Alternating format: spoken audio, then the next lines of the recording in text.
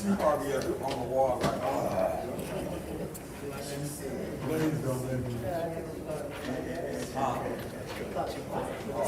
And I text you. Show your shirt off. Stand up. See the workout going on?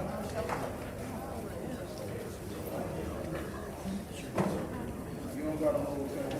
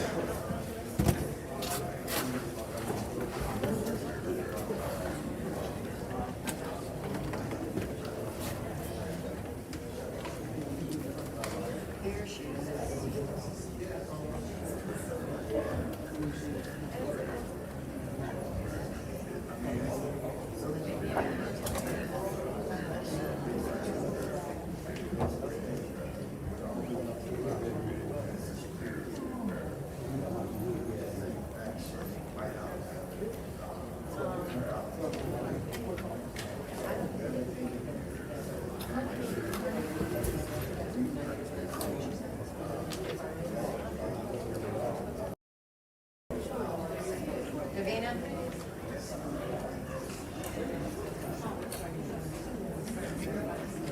Are you ready? It is 5:29 on Wednesday, August 9th, and I hereby call this meeting of the Finance Committee to order. Roll call, please, Madam Clerk. Mr. Mays. Present. Ms. Lewis. Present. Mr. Murphy. Present. Ms. Priestley. Present. Ms. Winfrey Carter. Present.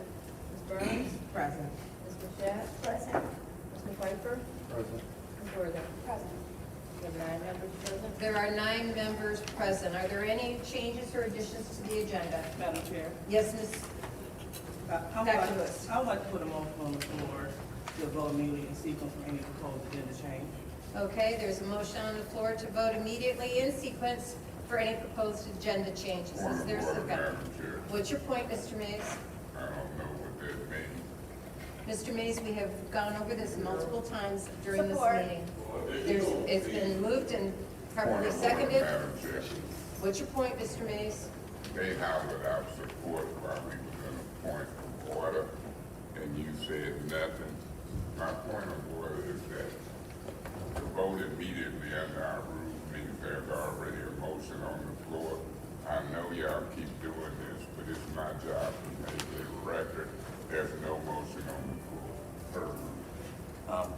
Mr. Mays, that is an improper point of order because there was an appropriate resolution on the floor.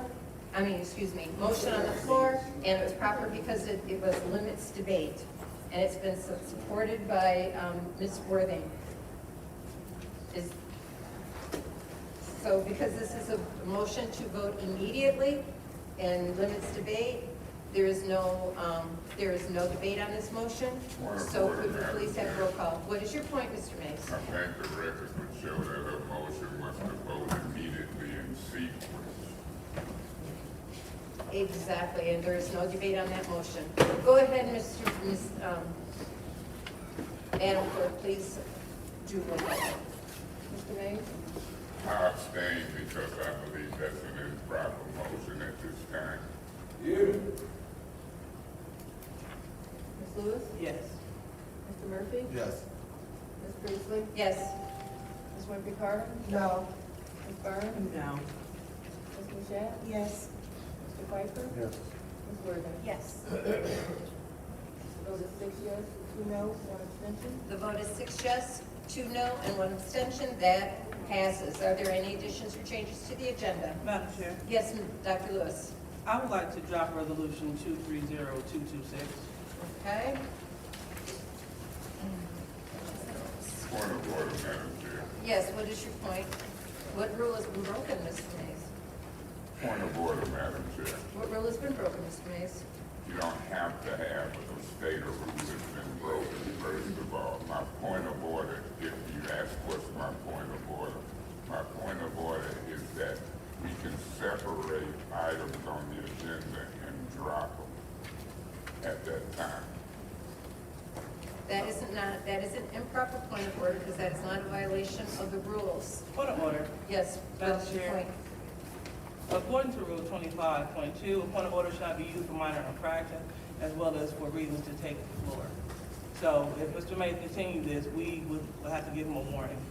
Thank you for your comment. So you are making Point a of order, motion. Madam Chair. What is your point, Mr. Mays? Ms. Lewis has the right to appeal the ruling of the chair at any time. If what she just did is a minor infraction, then maybe she should get a warning. That is an improper point. Go ahead. Any other additions or changes to the agenda? Yeah, Madam Chair, I got an addition to the agenda. Yes, what is your addition? Right after council response, I would like to take 3 minutes and put it on the agenda to thank the Lento Law Group, John, Joe, and That is, Joe, so that's my requested agenda change. I'm going to, not, we are going to vote on that. Point Okay. of order, Madam Miss- Chair. Mr. Mays, Point of I order. do corrected myself, Mr. Mays. I'm glad you did. Thank you. Any other agenda changes?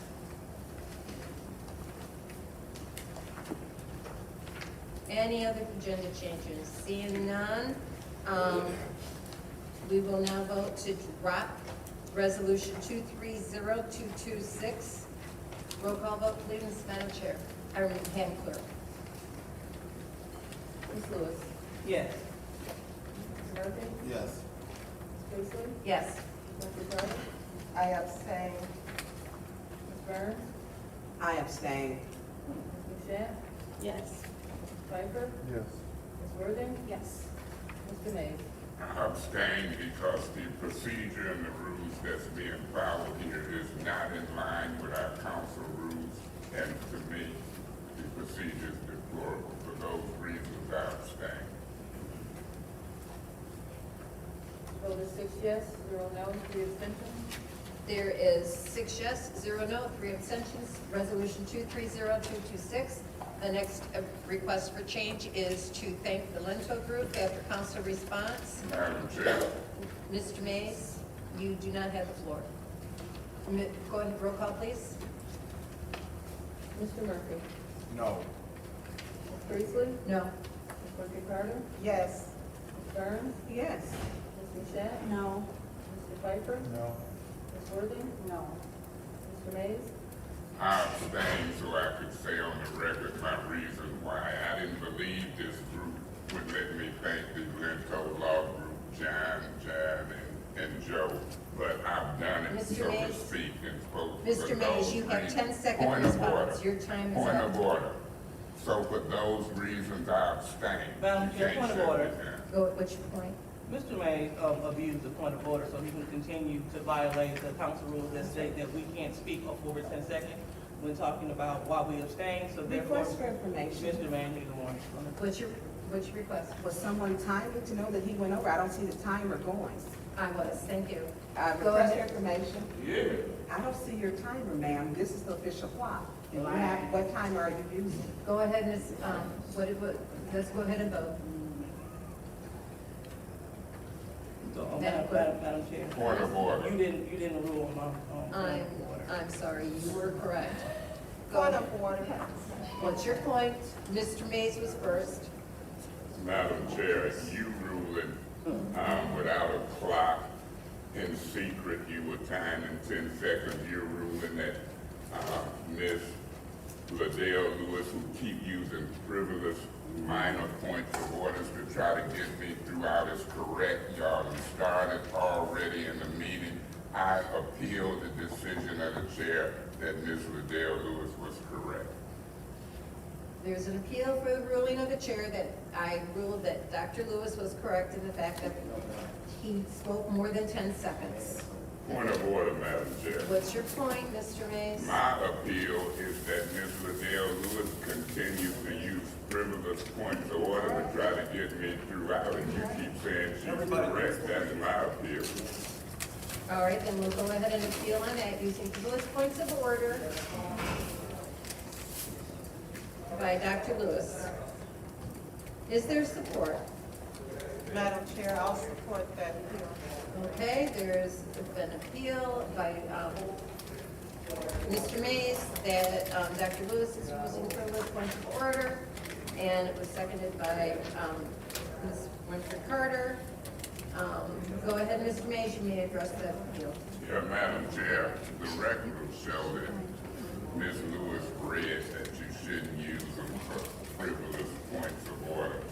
And you keep ruling that she's right and we're wrong. The court told y'all something today.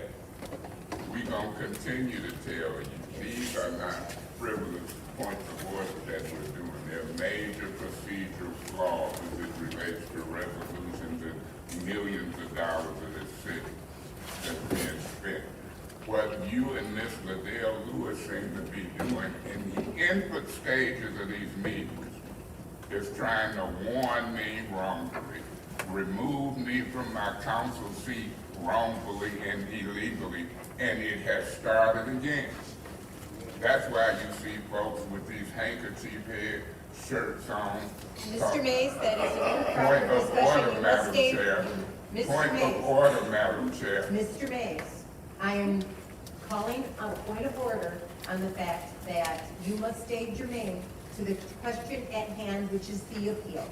Madam Chair, I am germane to the question at hand. The question at hand is Liddell Lewis, using points of What's your order. point? According to Robert's Rules 430, debate must be confined to the merits of the pending question. Speakers must address their remarks to the chair, maintain a courteous tone, avoid injecting a personal note into debate. To this end, they must never attack or make any allusion to the motives of members. Thank you very much. That is correct for Robert's Rules of Order. Madam Please stay Chair. germane to the question, which is Madam sent Chair. to his attention. Frivolous appeal of motion. I believe your rule either Worthing is correct, I believe your rule Liddell Lewis is correct, and I believe you're constantly rule that this senior councilman with knowledge is wrong. It is germane to talk about Ms. Liddell Lewis in an appeal that has to do with Ms. Liddell Lewis. Y'all need to cut it out, because Stevie Wonder and Ray Charles can see germane means relevant. When I talk about the personality of her and what she's doing and you're condoning it, that's relevant. And y'all can vote in a group and a clique till the cows come home. We'll just go back to court. Mr. Mays, where the council rules do not speak, Robert's rules take over. and Point that of is order, relevant. Madam Chair. What is your point, Mr. We're in Mays? an appeal. Your job is to ask if anybody else want to speak on the appeal, Mr. and then you Mays, go you were last. called out of order for not staying germane to the matter at hand. I was? Yes, you I were didn't know, by, I didn't know. yes, you were by, Oh, by, okay.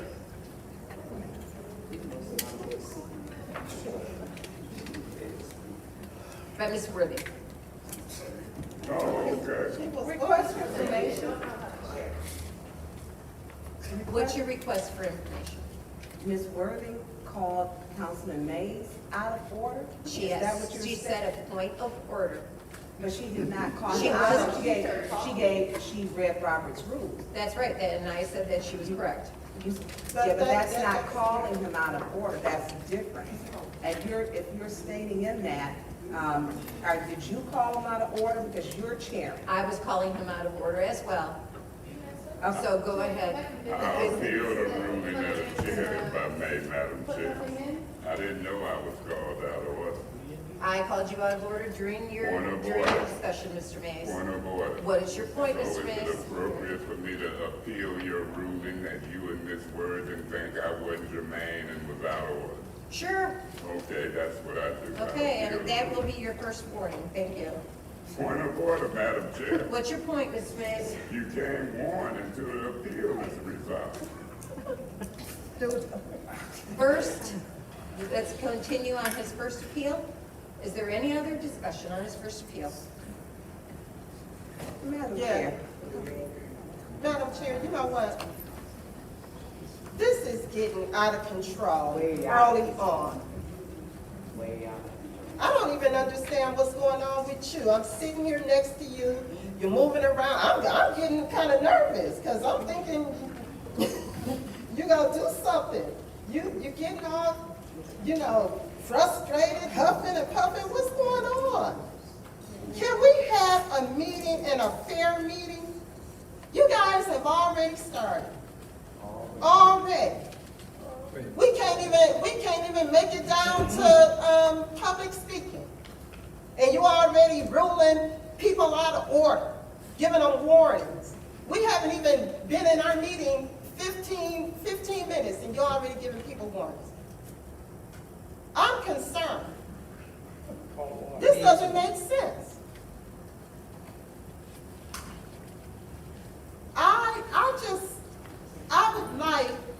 the chair to chair this meeting today fairly. You are chairing this meeting. Why are you listening to other council members saying, give him a warning, or he's out of order? Are you chairing this meeting? I just want to understand who's chairing the meeting. Do I need to chair the meeting? Thank you, Madam Chair. Madam Chair. Go ahead, Ms. Rose. Excuse me, I was next. I'm sorry, I did not hear your, I will go ahead. Thank you. Go ahead, Ms. Burns. Thank you. We are at the beginning of a meeting. We already have the residents wait 30 minutes, and now they have to sit through this. He's here in the meeting. It's very clear. Some of you don't want him here. He's here. Trying to get him out because he's asking, well, let's not do this. Councilwoman Worthy cannot rule him out. You stated she ruled him out of order. She did not. And I know it's frustrating for you, but there's a lot going on, especially when the goal may be to do something else. But the role of the chair is to make sure we keep everyone in the meeting. That's all council members. That's not being done. This council has proven to be biased, and we need to stop. It has to stop. You know, you give someone 30 days, I was threatened with getting 30 days, and they're gonna give me 30 days to read the rules, and that needs to stop. I know the rules, and I applied the charter rules in the council. But we need to stop. This is not, everybody in their feelings. Count your feelings, rule, chair a fair meeting, and it is fair for him to say, Councilwoman Lewis will constantly say, Rule 26.2, she uses those rules. And you come in here and y'all do this. And even before you did this, and you told me before, when we were on, I guess, decent track, I don't know what happened with you. I don't understand. But you had stated to me, when we come in, excuse me, I'm not worthy. Excuse me. It's got to be a Ms. request, Burns. you're taking the floor from me. You need to say request or request for information. I am ruling as a chair. I'm doing this as a chair. Can you stop my time? You must stay germane. Do not use people's names during debate. Thank you. Go ahead. Okay, let me get you together on Point this. of order, Madam Chair. Because I can say what I want to say in my Point of order, appeal. Madam Chair. Okay, so I don't know where this is coming from. Point of order. Yes, what's your point, Ms. Ruby? You were correct. Robert's Rules 430, members cannot ever attack or make any allusion to the motives of members. Okay, again, warn her for previously taking the floor because I didn't finish, I'm not alluding, and I'm not making an attack. I'm stating a fact, which is a big difference. Like on 5-3 and on 7-19, she stood for one fight, and you could not and did not discipline her. So let me be clear with the facts, because you took the floor from me. So you need to warn yourself for illegally taking the floor from me. Warn yourself. Ms. Burns. Ms. Priestley, you need to say request for information, Ms. because I Burns, have you the floor. are out of order for not following Robert's Well, rules. no. You need to look at the rules, Judy. You Point of rule it. order, Madam Chair. You are out of control here. Point of order. What is your point, Mr. Mays? Madam Chair, if I'm mistaken correctly, you just said you were somebody, you can't use somebody's name. You just said Ms. Burns, didn't you? You can use people's names.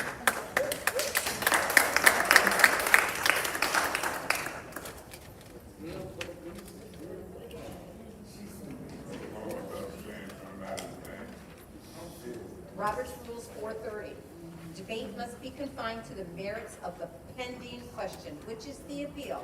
Speakers must address their remarks to the chair, maintain a courteous tone, and especially in reference to any divergence of opinion, avoid injecting a personal note into debate. To this end, they must never attack or make any allusion to the motives of members. Okay, and let me get you together on this, because you are the chair. And my comment was to you, because I said, Judy, you are the chair. My comment was directly to you, so you need to give yourself a warning, because I stated it was to you, Judy, my comment.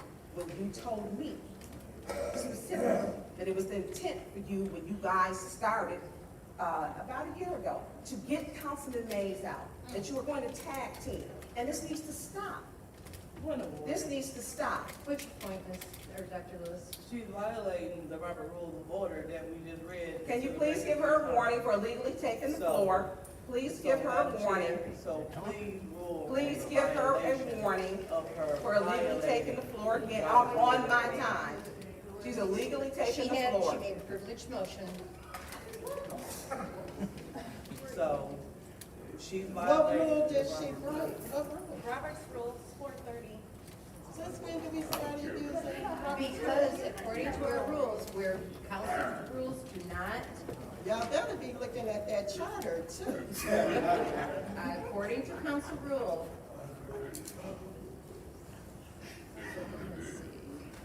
Rule one I might point one, be done with all all matters of procedure not covered specifically by council rules, state or local law, shall be governed by Robert's Rules of Order, 12th edition.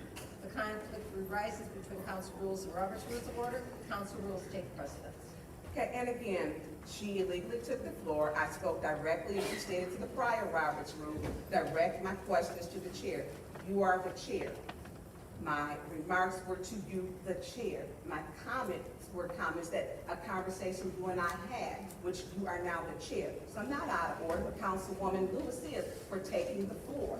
She illegally take the floor. Please give her a No, I warning. will not, because she made a valid point of order. Go ahead, your time is up, Ms. Burns. Go ahead, Ms. Worthing. Oh, I was just gonna read what I had to read about. Okay, is there any other discussion? Madam Chair. Go ahead, Dr. Lewis. Thank you. So I believe this appeal is going on, to be specifically, is this the first warning, like him ruling against me, This was right? not a warning. This is a frivolous point of order. Okay, so this is what I called the first time, when I asked you for the warning. Okay. According to Rule 9.8, Mr. Mays continued to abuse it. And what that rule states is, when you're abstaining in votes, to abstain means to not vote at all. So when you don't vote at all, any explanation of an abstention may not exceed 10 seconds. Unfortunately, Mr. Mays was trying to use his abstention explanation as a way to take the floor and to say what he wanted to say during the motion that was not, that we were to vote on, okay? And then when he was ruled out of order for violating Rule 9.8, I called a point of order, and then he followed up with a point of order, and he used that time for the point of order instead of stating a valid point of order, which Rules 25.1 and 25.2 state that you must do. He decided to finish up his statement from when he was using the floor illegally to talk about what he wanted to talk about. So you can't utilize the rules to extend your time. That's a violation. And so that covers, again, Rules 9.8 was violated, Rule 25.1 was violated, and Rule 25.2 was violated. So that was the reason why I called Mr. Mays out of order, and furthermore, during that time, I asked you to give him a warning so we can pursue with the business of the city of Flint. Any other discussion on this appeal? I couldn't state it any better than Dr. Lewis did. He repeatedly called point of order. But please, He point of order. Yes, what's your point? Could you please address the audience from making derogatory comments so they know that they can be removed from the meeting? Thank you.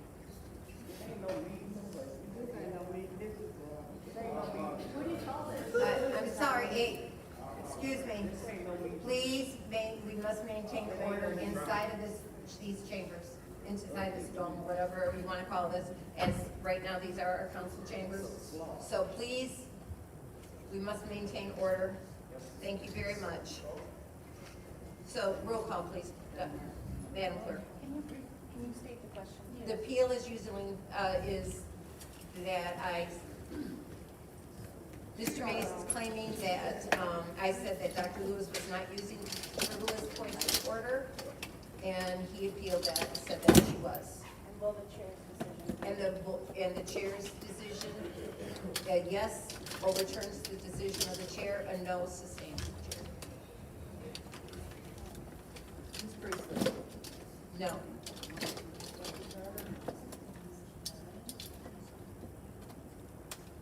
Burns? Yes. Ms. Mashat? I abstain. Ms. Piper? I abstain because I have no idea what the hell's going on. Ms. Worthing? No. Mr. Mays? I abstain because you're not gonna get 5 yes votes, and it's a ridiculous thing that's going on up here. You're gonna get 5 votes. Ms. Lewis? No. Mr. Murphy? No. Ms. McIntyre? Yes. Those are 2 yes, 4 no, 3 abstentions. 2 yes, 4 no, 3 abstentions. That's right.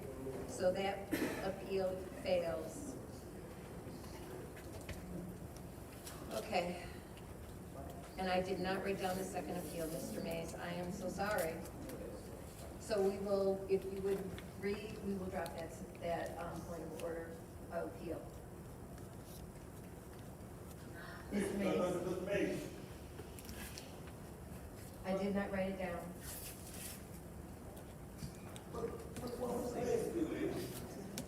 Okay, going on.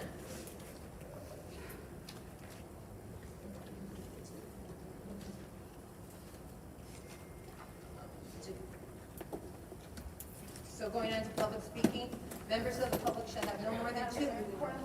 What's your point? We voted on all agenda changes? No. What did we, oh, we missed the add-on. No. Oh. Well, you did. You're in the middle of the roll call. Oh, I'm sorry. Thank you very much. I thought I was looking for my count and I didn't see it. No, you were in the middle of the roll call. Okay, thank you. What's your point? Roll call. The agenda, Just a second. oh, the council response for thinking the rental group. Okay. We'll have one more. Where are we at on the roll call? I still have Ms. Lewis as for the agenda for thanking rental law. No. The vote is 2 yes, 6 no, 1 abstention. The vote is 2 yes, 6 no, 1 abstention. That motion fails. Public speaking. Members of the public shall have no more than 2 minutes to address the city council on any subject. Only 1 speaking opportunity per speaker. First person.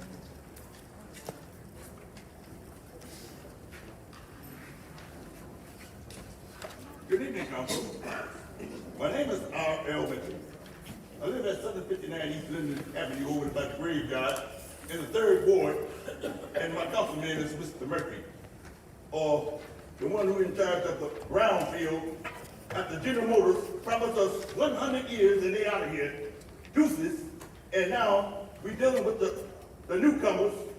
The brownfields is in this building today. They're going to put up 4 buildings, and Mr. Murphy is the head macho, talking about he swim with the sharks. He got the 2 shark brothers looking over him where he'll make no mistakes at the Michigan National Bank.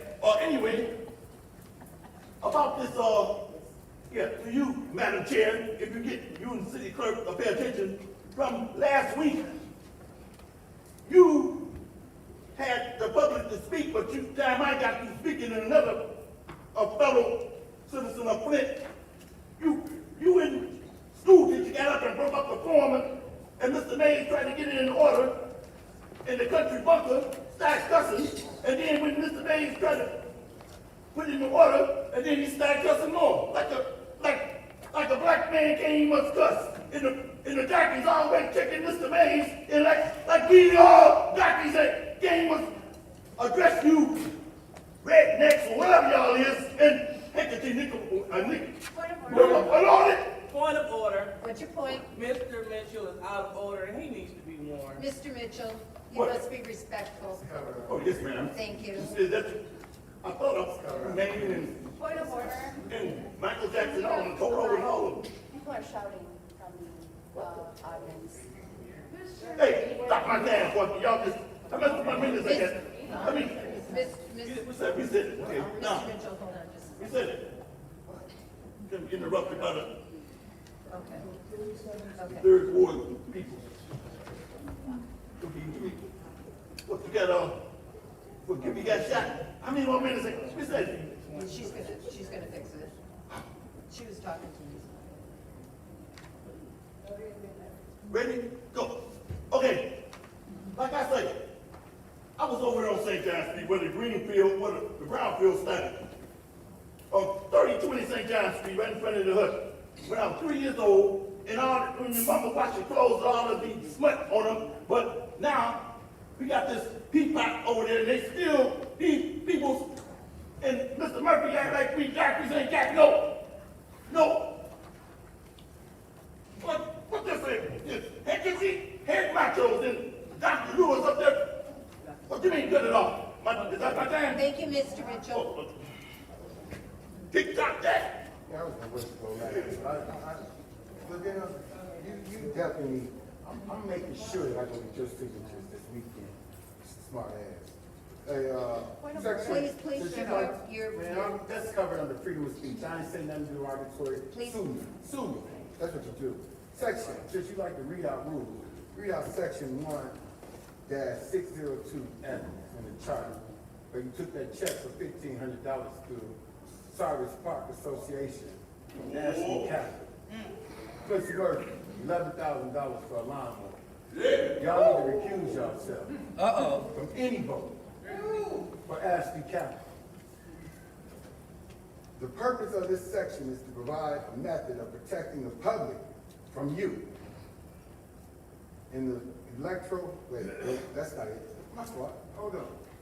Go down here to C. A public servant should not accept gifts, gratuities, honorary, or other things of value from any person or company doing business or seeking to do business with the city of Flint. Go read that yourself, because I didn't see the check. I didn't see where it went to Cyrus Park. I seen where the check was political action. What is it doing going to a nonprofit if it's political anyway? Is that how you divert your money to hide from folks in your committee? So you think you're so smart, man. You know what I'm saying? Then you're gonna step up here with peace shirt. You don't have no peace about you. The Brownsfield. The people in the city of Flint should not have to pay $72 million. Ms. Candace, you should have been at the Eagle town hall because you're not up to date on what's going on. They're gonna say, well, we don't have to do our plans, this and that and that and this, but Eagle's saying something totally different. They saying that Eagle is misrepresenting, EPA is misrepresenting, but they're the regulators. They're the regulators. They have to clean that park up. Just in M-Live yesterday, M-Live said that they gotta go ask for more money to clean up the rest of the park. So why are we paying $72 million? Don't vote for the people in the city of Flint to have to pay $72 million. It's that simple. I'm real. Thank you, Ms.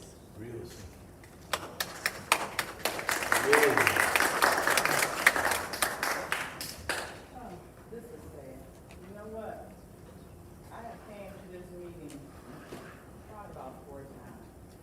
And the first 3 times I came, I couldn't speak because I came a little late. But this time, you know what? Any of you guys have kids? Excuse me, ma'am? Do you have kids? I'm just asking a question. I'm not gonna say anything harsh to you. What we should do, Excuse me, ma'am, could you speak up? They can't hear you. what we should do, you bring your kid, you bring your, you know, like we bring our kids to work. Let's bring our kids to work one day and see if we can have a peaceful meeting. But you know what? I just came to say about Liddell Lewis. I live in the 2nd Ward. And a lot of us, we have a street light out, been out for a whole year. I've been calling consumers, I came down here, I came to your office, we left our phone numbers, we never got any calls back. But I don't know, I just want to ask you one question. Do you live on 2nd Ward? That's all I want to know. I live on Park Front. What street you live on? Liddell Lewis. You my lady. I'm sorry, we don't respond during public. Okay, do they respond afterward? They have the opportunity if they choose. So that's the question I have for you, because the street light been out for a whole year, it'll be a year in October, and I talk to somebody every day, from consumers, I came to the mayor, I talked to, Taylor, I came to your office, I left my number to that secretary up there, you never got a call back. So, maybe you don't see how dark it is over there, but it's dangerous. So, let's have a bring the kid work day and see how that turns out. Thank you.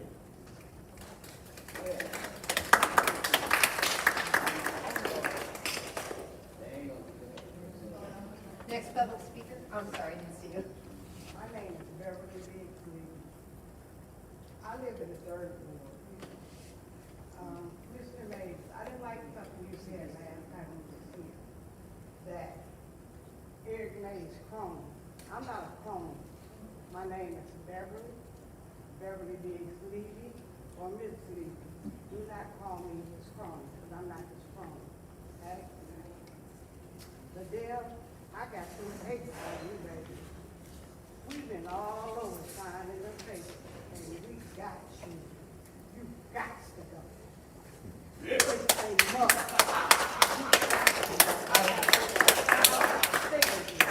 We have been out in the street working for you to get the hell out.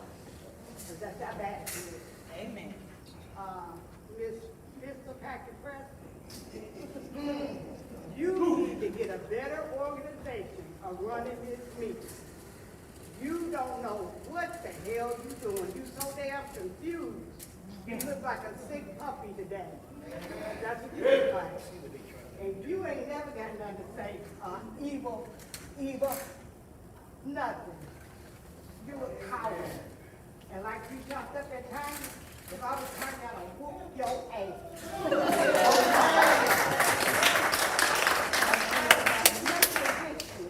But you need to listen to what these orders are, what they voting on. Because you agreeing, because I don't know who you got in your pocket, but it's somebody, and you're not agreeing with it. That's all I got to say. Y'all have a happy day.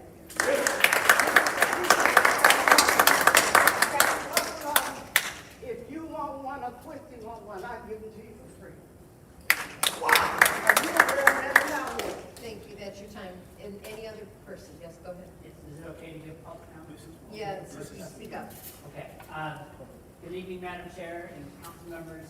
Thank you. Could you give us your name for, Yes, my name is Luke Zelli, and I'm president of the Disability Network here in Flint. It's a federal and Michigan-based, consumer-driven, community-led nonprofit that serves people with any disability, any age, and their family. And I'm here to just stress the importance of accessible ramps in Resolution 230, 253. Each year we get over 100 requests for ramps, and we have 40 people who are on the waiting list right now. And for everyone in the room, we all know Flint has had a high population of folks with disabilities, and that's only growing with the Flint water crisis, COVID, and aging population, our seniors. And many people, they need ramps to get home, to get out of the hospital. They need to get home so they don't have to go live in a nursing home. They need ramps to be independent, to go out to work, to go out to the community, to go to church, to vote, access healthcare. Without ramps, they're prisoners in their own home. And so we know the impact of these ramps. We've partnered with the city of Flint for over 20 years.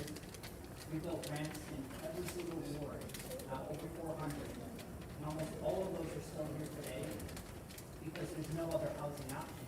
For people with disabilities, they need ramps. And when they have a home, they take care of the home and they stay in those homes.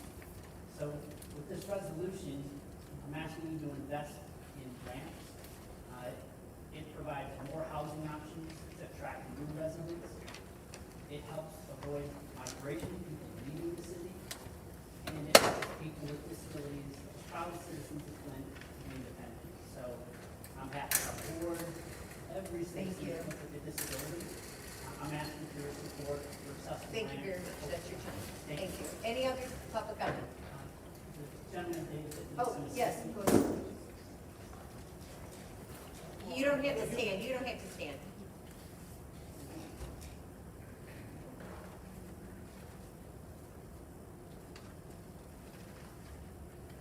It's nice to talk to you guys here.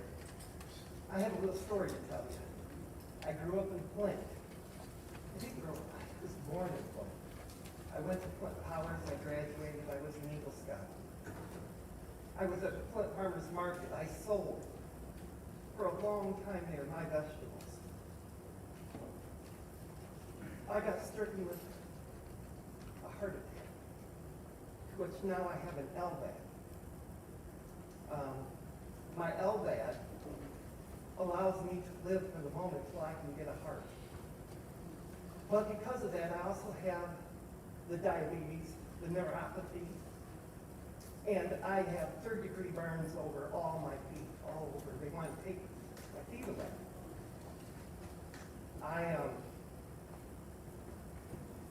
I went to come home from the hospital. My fiance rented a house in order to have a ramp, but it was so dilapidated that 3 of us could not get me up into that house, and I had to go back to the hospital. They were not going to let me come home, and they were going to keep me there. This is 3 months now that I got to come home because of this year's group's help.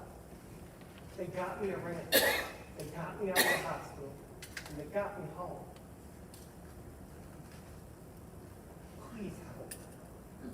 Please help. Thank you. Thank you.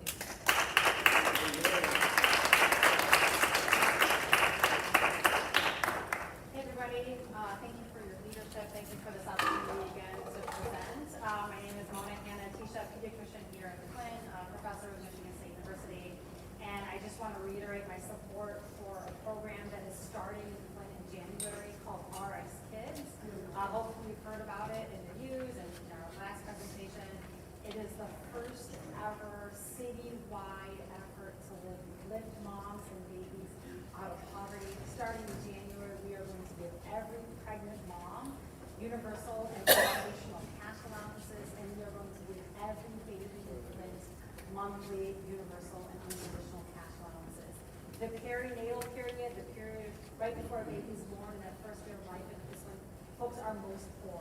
Flint is the poorest city in our state. Growing up, being born into poverty, growing up in poverty has lifelong consequences.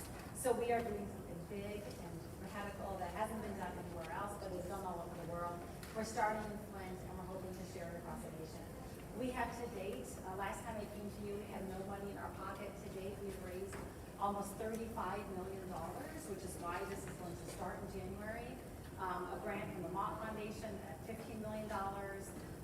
Other grants from the Ruth Mottman Foundation, Michigan Health Endowment Fund, other foundations. And last week, the governor signed the Michigan budget, which included $16.5 million for this program in Flint, committing to Flint moms, and Flint babies.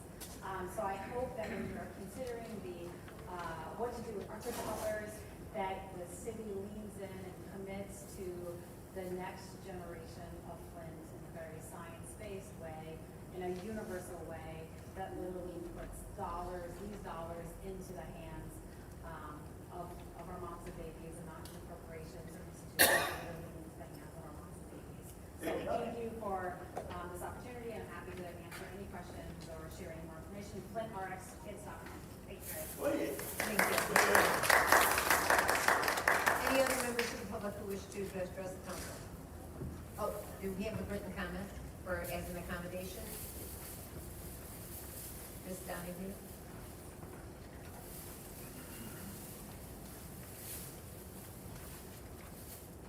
Because I put it in the notice, this came through, as they do. Just speak up.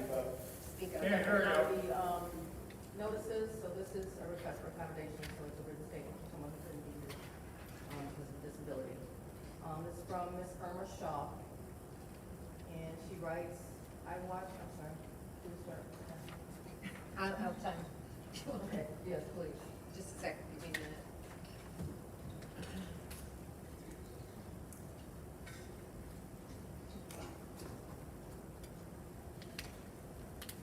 Okay, go ahead. Ms. Irma Shaw writes, I watched the special council meeting on 7/31/23. I was very disappointed in the attitude of Chairperson Liddell Lewis' outbursts and controlling manner, the way she provoked Mr. Mays, the condescending manner in which she spoke to Ms. Burns and sent her out of the meeting. This was done to appease the white councilpersons. Please pay attention to their attitudes when 2 black councilpersons were removed and 1 voluntarily left. They were happy. Everything was done on purpose, and they had full control of voting or not voting on their agenda items.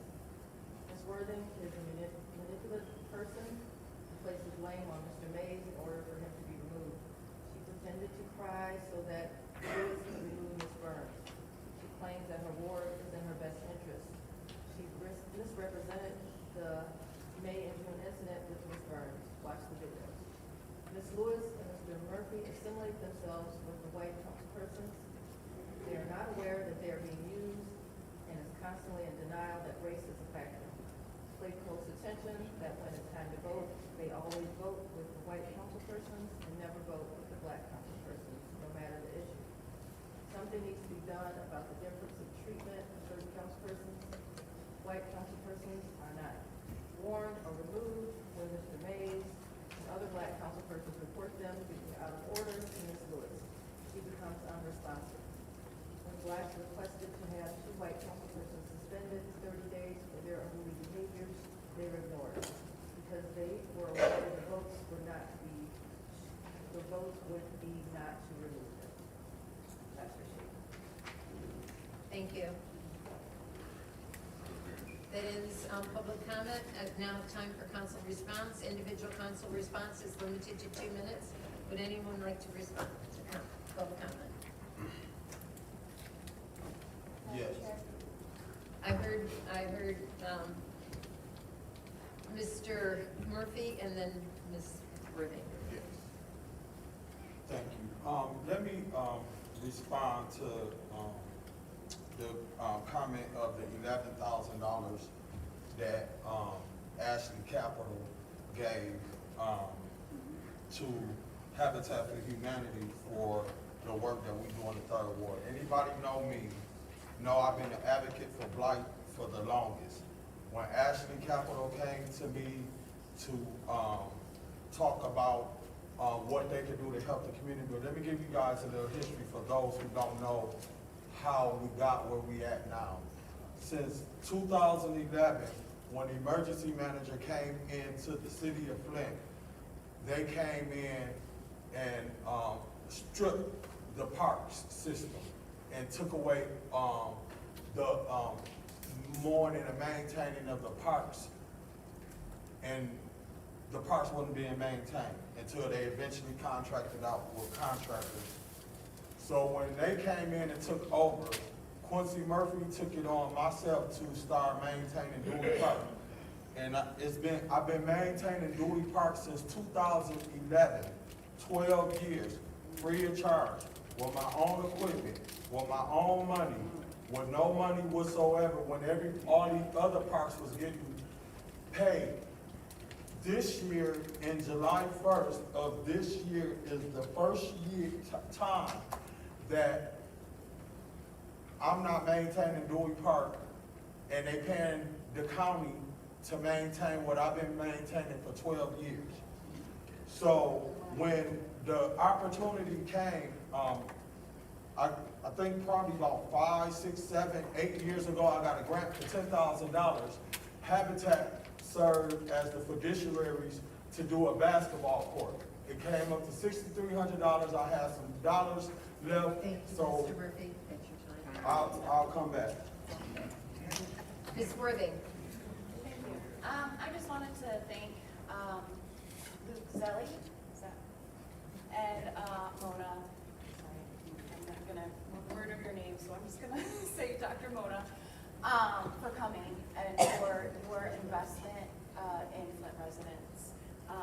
This is what brings me hope for a better Flint, is to hear from people who are actively making a change to help residents in need. So thank you both, and I support both those resolutions. Thank you. Anyone else? Madam Chair. Go ahead. Dr. Lewis? All right, thank you. First, I would like to address Mr. Luke Daly. Definitely appreciate all of the great work that you're doing at this building network, and we're looking forward to accommodate residents like the gentleman that came. Because that's important, and they deserve our dollars too. So, and that's also part of home care. So, thank you so much. Also, would like to address the young lady that lives in my ward and said that their street light was out. Unfortunately, I didn't know anything about it, but I would love to help you, but I don't think that you would like my help. Because, clearly you're wearing a racist rhetoric shirt that says, "Hey, you can't Negro." So, that's something that we must think about. We don't want to set a negative tone here, especially in our ward. So, you definitely have the right to wear a shirt that say, "Hey, you can't Negro." But in the meantime, I'll tell you, you can go to the Consumer Energy Power portal to get the light back on, because I helped report over 50 street lights, and that's just what I do. So the portal, that'll help you out. And that's it. Thank you. Anyone else like to address the public? Council President? Yes, Madam Go ahead, Chair. Mr. Carter. First, I would like to thank all of the public speakers. I would like to thank the Disability Network for coming. I appreciate all the work that you do in the community. Dr. Mona, thank you for coming. And all of the public speakers, thank you for being engaged in the process.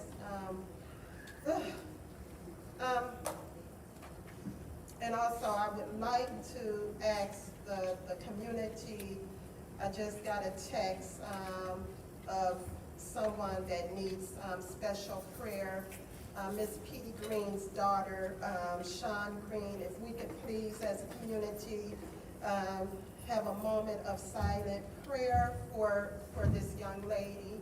I would appreciate it much, appreciate it a lot. I just got that text.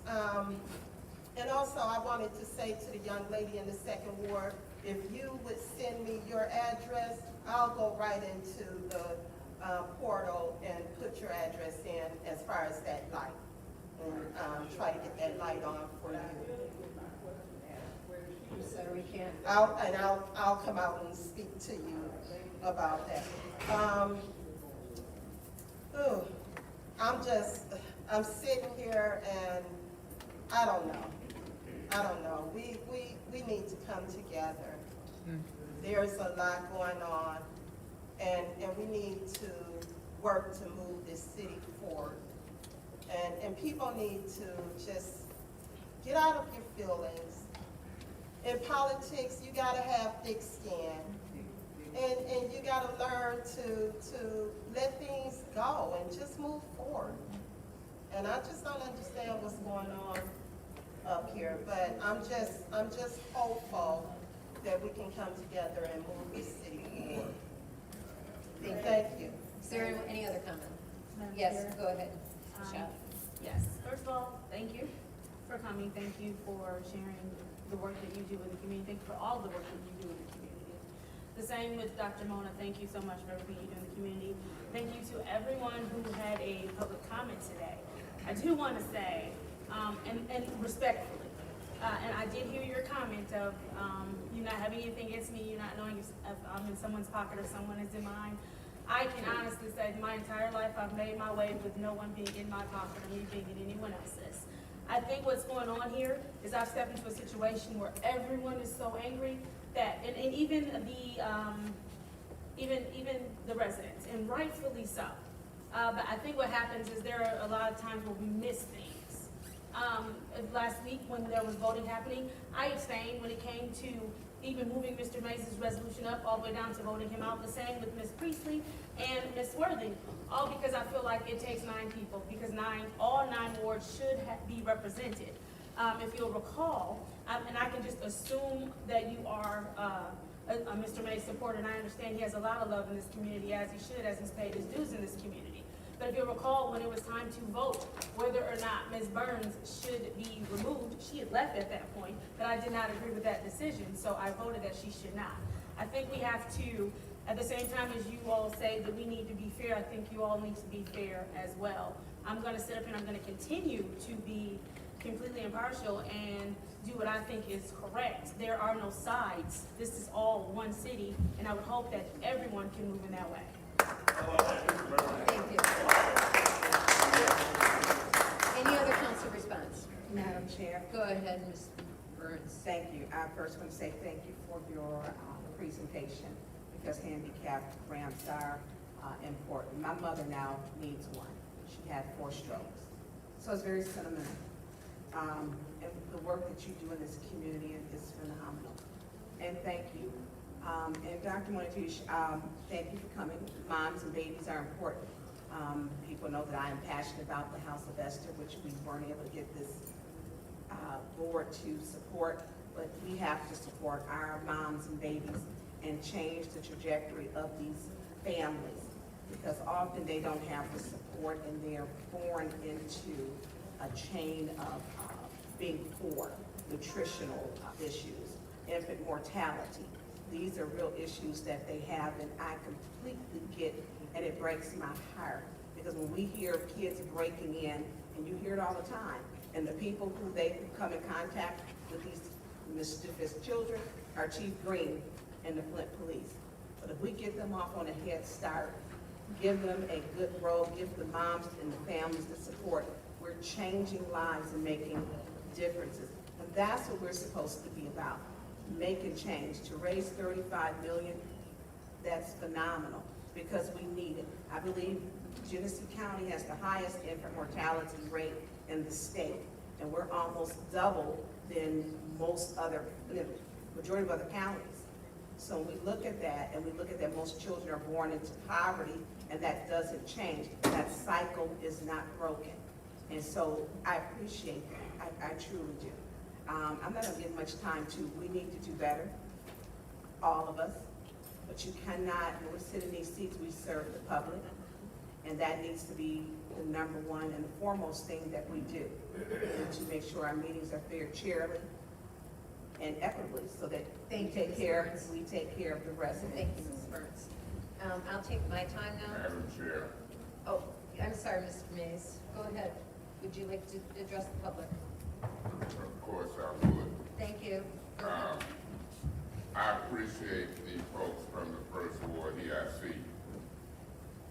I'm glad Ms. Winfrey Carter said what she said to you, because if you don't get the light on, we can help you. And I know you know how to find it. Mr. Woodson made a point. I've been getting calls all week about this $11,000 lawnmower and the donations to Sarvis Park. Folks should reveal that. They should talk about it. If you getting gifts and money and you voting on stuff, you should tell it. It shouldn't be a secret. Mr. Velli, Ms. Mona, we've been working with y'all for years. Hopefully we'll continue. The gentleman who stood up touched me, but so do them residents that need roofs, windows, vinyl siding, and other parts of the house. They touched me. $94 million, and this council is stuck, it seems, trying to divide it up and give it to folks in need. Unbelievable. You know, in my opinion, I could be wrong. Council didn't used to have to rush through public comment like this. Wasn't no clock. We could help y'all when you came. Council didn't have to rush through agendas in 3 to 5 minutes. Wasn't no clock. This council needs to change. This council needs to get the business done. It might be tough for me, but I'm a change agent. I'm gonna make it change to help the people in the city of Flint come hell or high water. You know how Gretchen Whitman say, fix them Thank you, damn Mr. roads? Mays. Fix this damn road.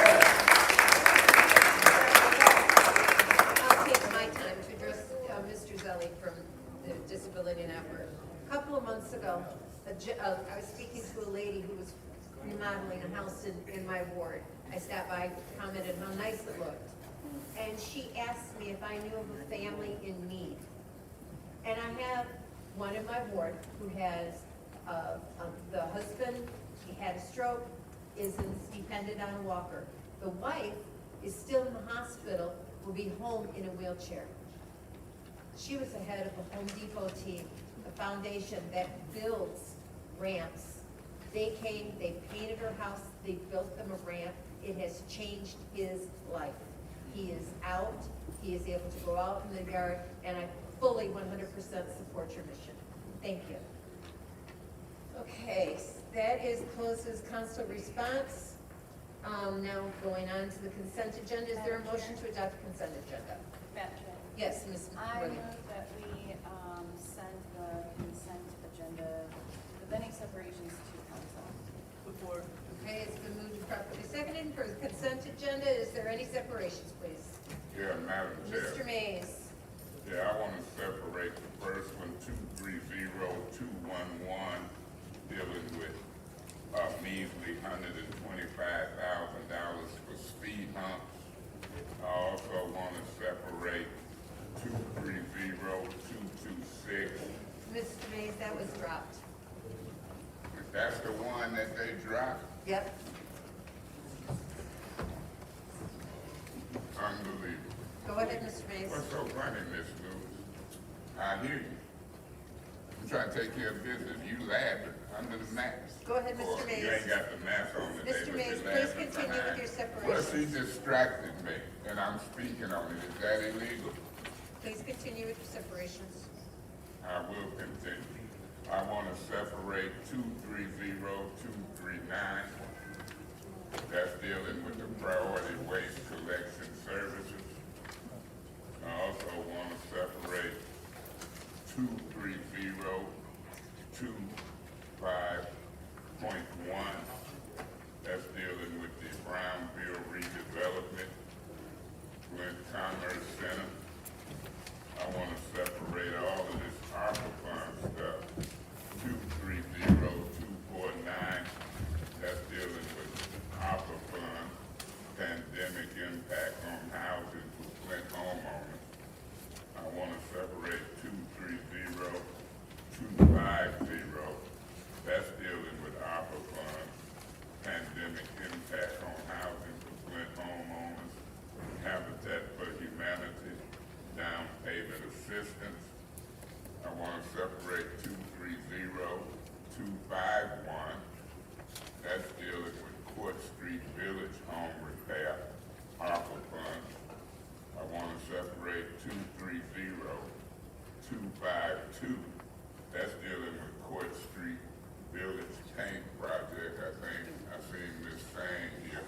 That's dealing with ARPA funds. Hey, Ms. Sang. And then 235253. That's dealing with ARPA funds, the disability network. I think that's Mr. Belly there. And 230254. That's dealing with ARPA funds. Seemed like that had something to do with G-Car home repair. And I want to separate 230255. That's dealing with ARPA funds, Metro Community Development home repair. And 230256. I want to separate that one. That deals with Habitat for Humanity home repair. And then I want to go down to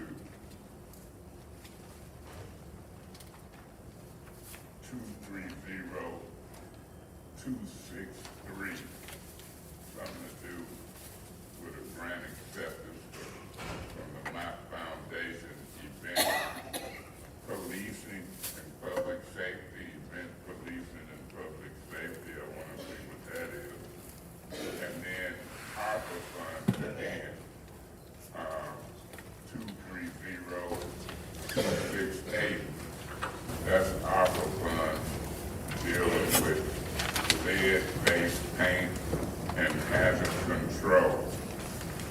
And so,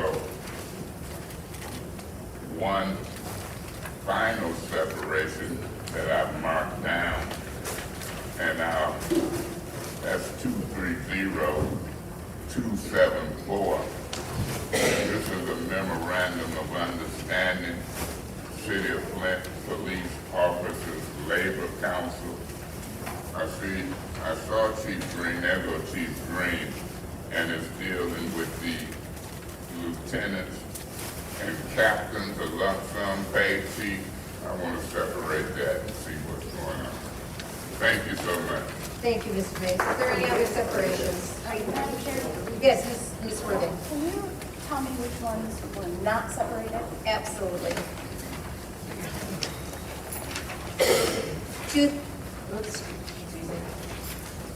230233.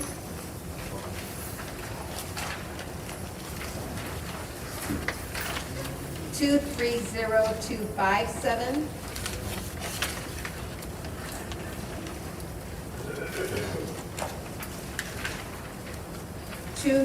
230258.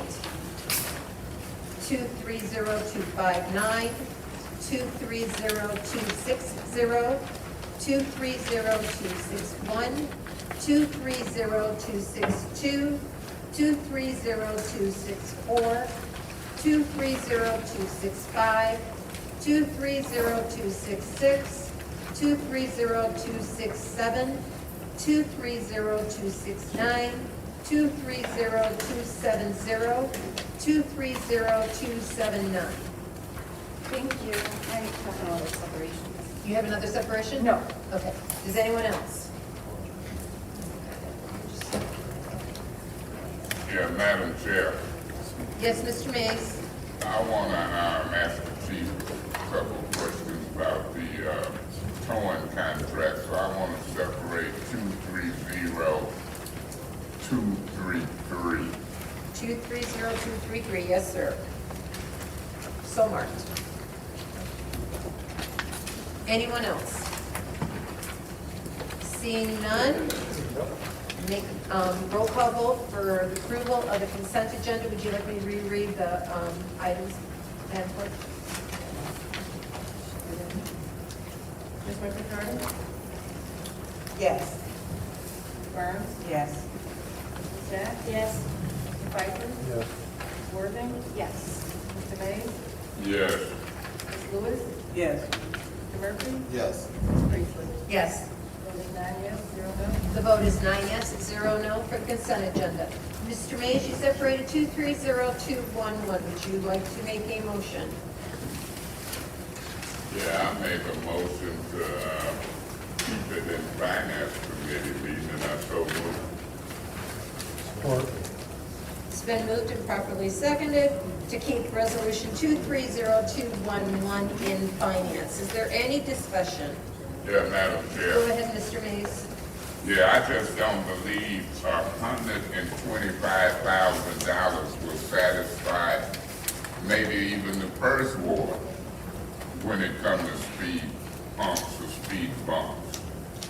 When you're doing a whole city and you got people calling me regularly, Councilman May, can we get a speed bump on my involvement? Councilman May, can we get some speed bumps on Home Street by Oxley, Home Street by DuPont? When you get that many calls, and I know how to count money good, I feel first one down his head, a couple of them. You can't do it with 125,000. And I'm not putting a vote to approve 125,000, and then they in Neely's ward on the Gold and El Dorado Drive. They all out in Eva's ward and Miller Road and, Liddell there, people who agree with her. Point of And then, order. What's your point? Again, Rule 430 was broken in Robert's rules. Members shall not attack or make any allusion to the motives of members. Thank you, Ms. Winfrey, Ms. Worthing. for bringing that to our attention. Please refrain from mentioning names, Mr. Mays. I'm Go gonna ahead. mention names, I'm gonna mention the council person in that ward, I'm gonna mention who get favors, that's why we looking at Sarvis Park and this $11,000 lawnmower. Mr. Ain't Mays. no way, ain't no Mr. way, Mays. point of order. Are you telling me I can't say nobody's name? I can say Trump, Joe Biden, Eva Worthing, Liddell Lewis, I can say politicians' names. I call the council person to order. Mr. Mays, you must follow Robert's rules. I which appeal the refrains- ruling of the chair. There's appeal to the ruling of the chair that the council member was out of order for stating members' names. Is there support? Support. It's been moved and properly seconded to appeal the ruling that members should not include members' names in the discussion. Go ahead, Ms. Yeah, Madam Chair, I look at who do what first.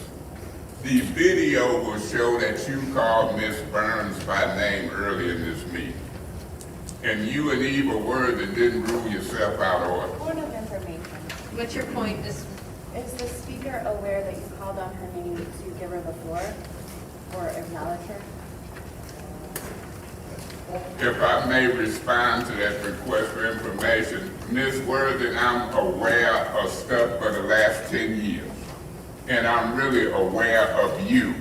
And I'm gonna say your name, Ms. Worthing. Now, I don't care if y'all don't vote in favor that you can say folks' names. I know what the Constitution says. You can say folks' names. You can say Councilman Mays, Councilperson Worthing, Liddell Lewis. I can say President Trump, former President Biden. I can say former Karen Weaver was mayor, and I can say currently Mr. Neely is mayor. Y'all done went out of hand, and I'm glad for the Linto Law Group. Cause when y'all start warning me and throwing me out for saying folk names, I'm chilling. I go get a hamburger with olives and fries and eat it while we wait for the court to determine if we can say your name. And then go back and get all the videos where you done said mine.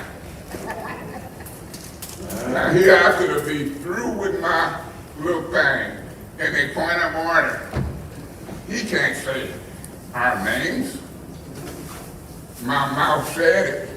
Want me to say it again? Miss Worthing, Mr. Piper, Candace Machette, Miss Machette, Miss Burns, Miss Winfrey Carter, Miss Priestley, Mr. Murphy, Miss Lewis. Y'all like a council gone wild.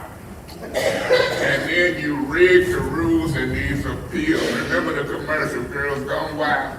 You got a council gone wild. And then they rig the rules different from Robert's rules. In order to win, you gotta get 5 yes votes. And they gonna vote lockstep. Miss Lewis, can you say the name? No. Mr. Murphy, can you say the name? No. Mr. Piper, can you say the name? No. I abstain. I abstain, because they know you can say the name. I abstain. They ain't gonna vote yes, you can say the name for that. What a country. What can I say, Putin? I thought we was in a democracy. Say your name, say your name. I'll be voting yes, you can say folks' name. Would anyone else like to address this? Go ahead. Ed, were you requesting? Sure. There are rules for a reason, and we are meant to follow them so we can maintain order and have a professional meeting. Robert's Rules 4321 says refraining from attacking a member's motives. When a question is pending, a member can condemn the nature or likely consequences of the proposed measure in strong terms. But he must avoid personalities, and under no circumstances can he attack or question the motives of another member. The measure, not the member, is the subject of debate. If a member disagrees with a statement by another in regard to an event that both witnessed, he cannot state in debate that the other statement is false. But he might say, I believe there is strong evidence that the member is mistaken. So this has been going on for the 6 years that I have been on council. And just because it's not always addressed, because it is a lot of work as the chair, does not mean that it should be allowed to continue to happen. What I would like to see is a council that follows the rules, that sticks to the task at hand, which is all policy. No resolution in here is about any one member. I'd like to see us be on TikTok for the work we get done and how great we do for the city of Flint. This is a distraction. It is not allowed.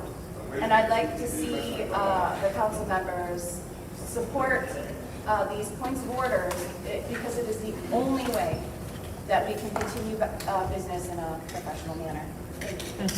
Is there anyone else like to discuss this appeal? Madam Chair, Go ahead, Ms. Burns. there's other parts in that, in Robert's rules to state that you can call members only by their ward number, which is not constitutional. So it is, we can say when we're addressing each other, which we often say, Ms. Priestley, or Mr. Pfeiffer, or I call Dennis, because I'm not big on names and titles, and that's how we address each other. So to say that, I mean, we need to, we're trying to have a meeting without hypocrisy, of course, and hypocrisy is coming right up into this, because we're getting this information from a member who will say, my name is Burns, and takes pictures and cites violence. So she uses my name all the time, but then now she Point of wants to order. follow the rules. Yes, what's your point? Again, we are to debate the motion at hand, not a member. Correct. Go ahead, Ms. Okay, you're Burns. incorrect, and please warn her, because she's No, the Ms. first. Burns. Let me finish, you didn't say request, and we're gonna keep going around with this, Judy. And Ms. Burns is the chair. Excuse I am me, you saying- did not say request. Ms. Burns, I am ruling on her point of order. I didn't say a point of order. No, Ms. Worthing did. Go ahead, Ms. Burns. I'm sorry, Madam Chair, what was your ruling? You are correct. Thank you. Thank you. Go ahead, Ms. Burns. Now, I'm going to say this because Ms. Worthing states my name all the time. We're in this because of what Ms. Worthing read, so you're incorrect. She read Robert's rules. Point of order. Ms. Worthing read, Point please of warn order. her for illegally taking the floor. Point of What's your order. point of order? Again, she is still doing the same. Like, we must speak on the issue, not the Stay. person. I didn't get to the issue. Warn her, please, because I said, I guess you won't, because you know what, this is a very racist thing now at this point. Go ahead, Because Ms. I only Burns. said her name. She I read called out, member excuse to order. me, I called she member read, to order. no, she doesn't have the Ms. Burns, you She doesn't have the floor. I have the floor. You heard her. I have the floor. Ms. Burns? She's talking out, now she sits here, Ms. like Burns. she's the innocent Ms. victim. Burns, you have She to need, warn you her. need to warn I her. appeal the ruling of the chair. I appeal the ruling of the chair.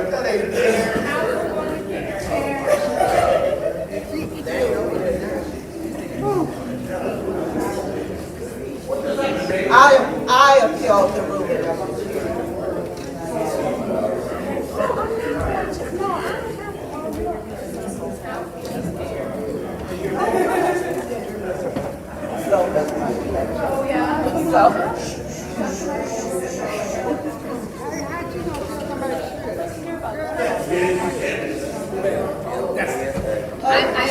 I'm sorry, I'm typing it up. Hold, give me a minute. Girl.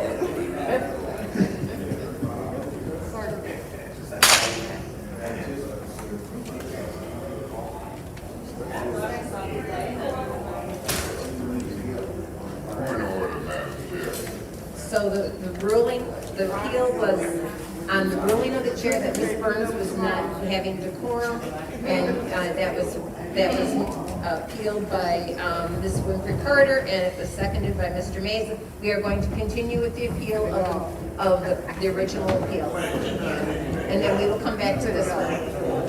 Okay, I'll get 5 votes. Whoever should include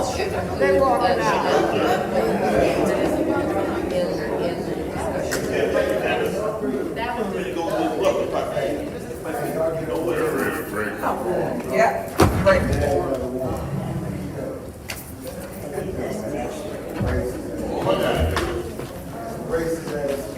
Now I'm going to the next. We got the next committee that comes up, which is. We're gonna share a But meeting. they have point in order that they allow for she to be in 3, and she to remain 5. If they're here, Of course you don't. it's okay. But they'll lose his mouth voice, he's out of order. He's out of order. They're still for credit. And it's showing. It's showing. Her voice, point of order. She's right. She's right. My voice. She's out of order. She gets no warning. Let me know. You can't take care of the business of the city. Talk from that.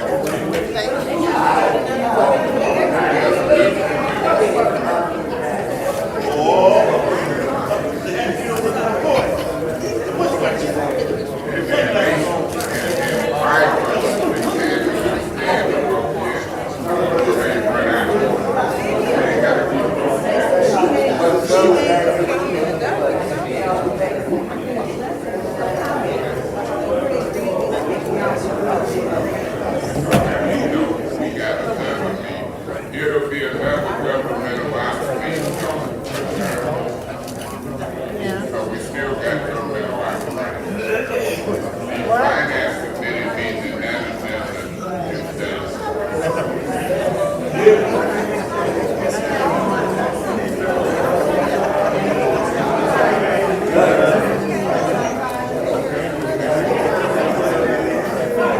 Okay,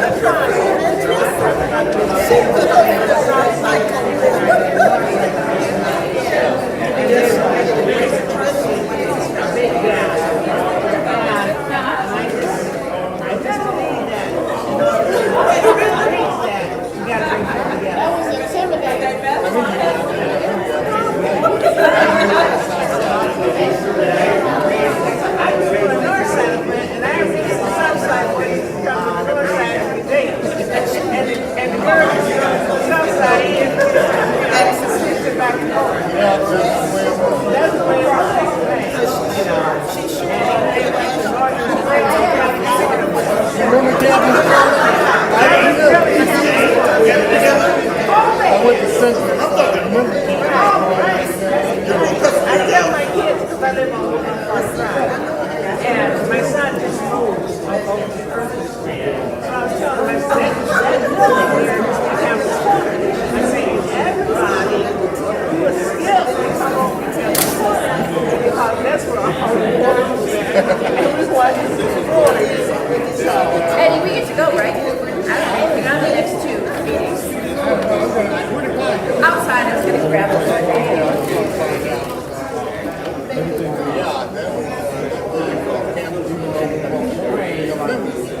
That's totally.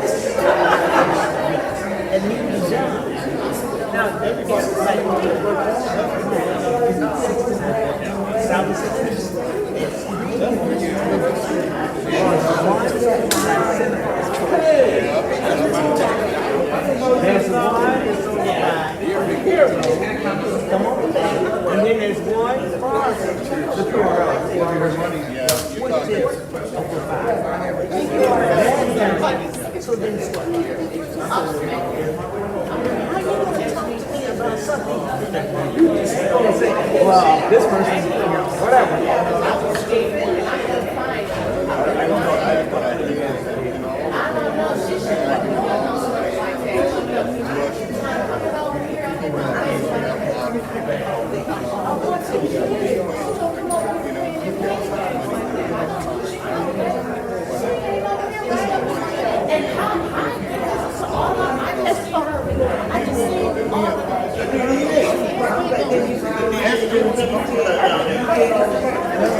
That's going to be a big problem. That's going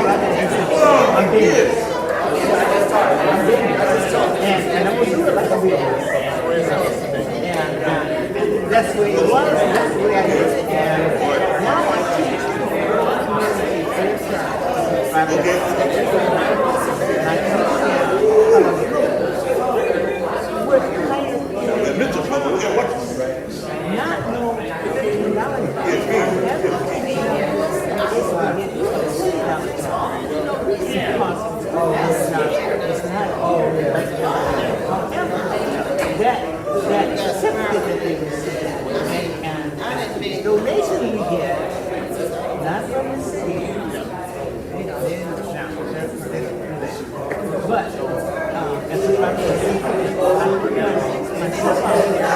said, this is my money, these are the things and I'm all right. They're all in color.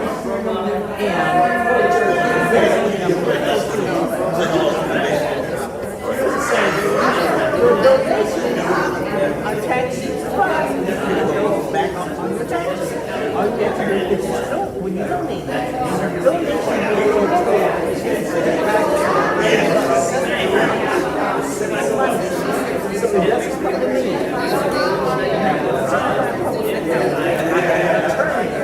I do it right the first time. Why? Because I'm a superman. And I'm going to give you a W-2. If you want to sit there. That's it. Because I am my calculator to you. So he's going to say, there's a business in this case. But I'm ready to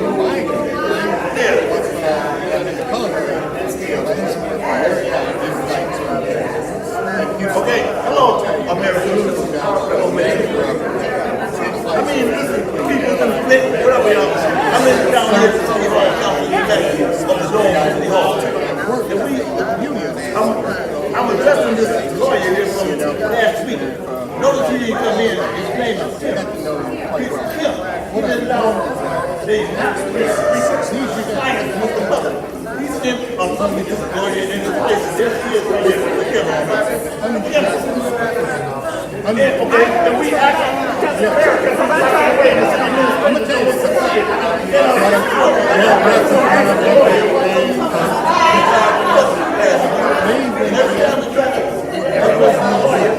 The school teacher interrupted the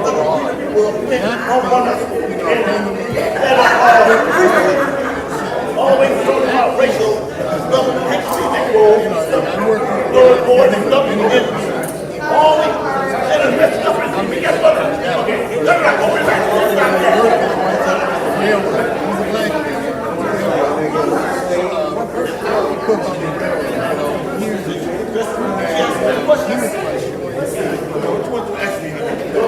Even though I wouldn't want it myself, I'm working with managers, but he okay, open up. he got called here. He didn't. That makes me he did a few special items.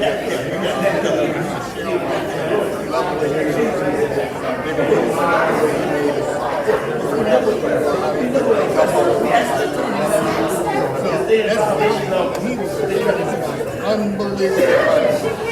This deal is just,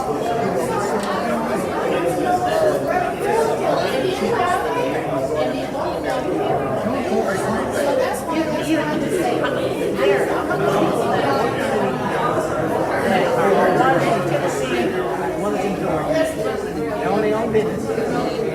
I can't I follow you. I follow you outside of that. I follow you outside of that. Why? Because there's a primary school opening which is second to none. Okay. So there was a time moment in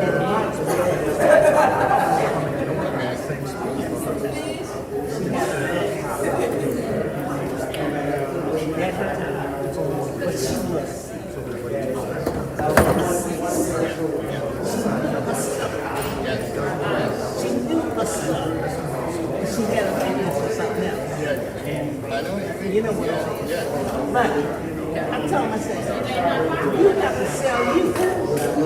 That's all they have to sell. I said, so when Kraft Philadelphia with cream cheese gave me that logo, I wrote a book. They gave me their logo because down in Taylor, Michigan was one of the satellites that out of Chicago was one of the orthodox. Their satellite was in Taylor, Michigan. And I was all on up in the box of cream cheese. And bought mine.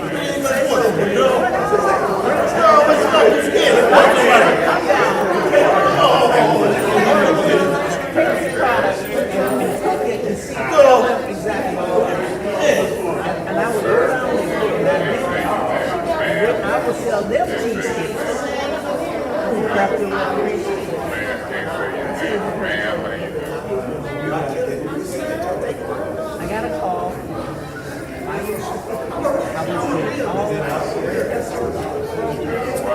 All of them.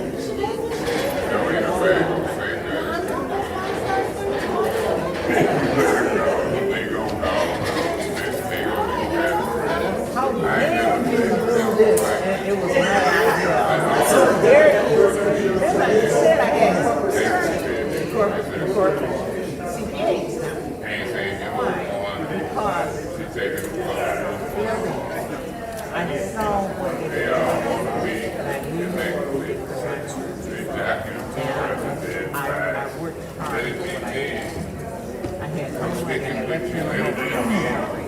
I took my money that I had put away, and I had gotten out to support what I was doing. But I know what you're saying.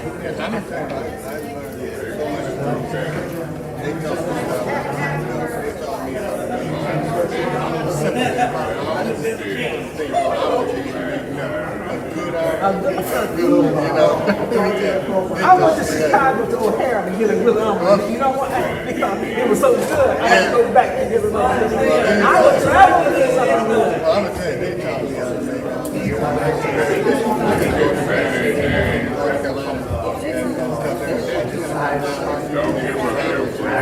they taught me how to something like sitting on the made donuts, fresh donuts, and I never made one. in duck oil. They took it. They would make first class. Yeah. And then once we they make donuts for the stand with cooking donuts. That's donuts I've ever tasted in my life. Never seen it before since. I can imagine. I never heard of it. And then showed me how to not only duck, but numbers, salmon. They used to get fresh salmon every day from Alaska. And so I've been there. And so I learned all the teams and all It was my pleasure. no, my pleasure. Next time you get off to speak. Next meeting. So any accomplishment, anything. I appreciate it. I never bring you there. Nobody asked for it. Next time I see you, I'm going to give you my card. Bring your card with you. Bring your card with you. So we can go to lunch and we can talk about it. I'm going to tell you, my pleasure. It's all me. It will be all my pleasure as well. It will be my pleasure as well. Oh, thank you. Thank you. I mean, chili for a lap, so I ain't got to go back home to it. So, I hear you.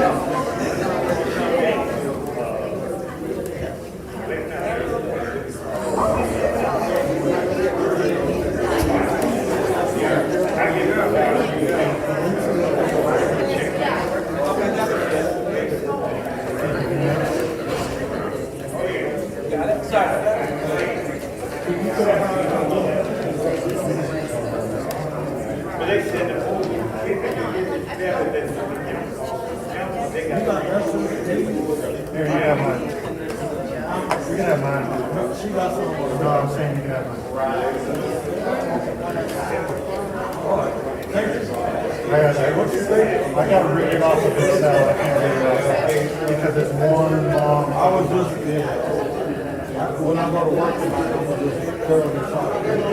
We gotta take the way she's got it.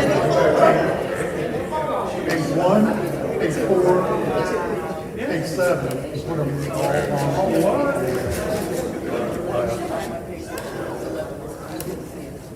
Here, I'll show you how it's done.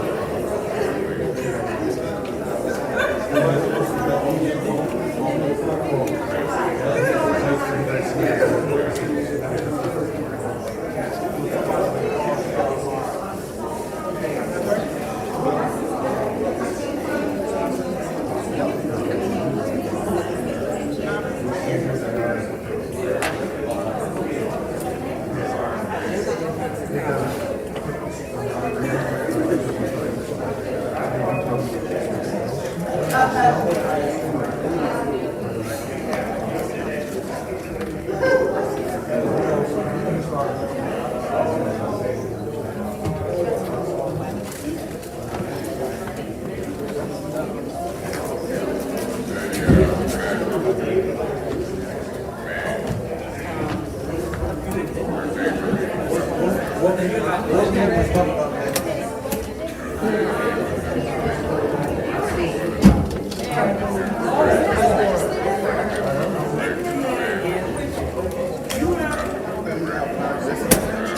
can go next.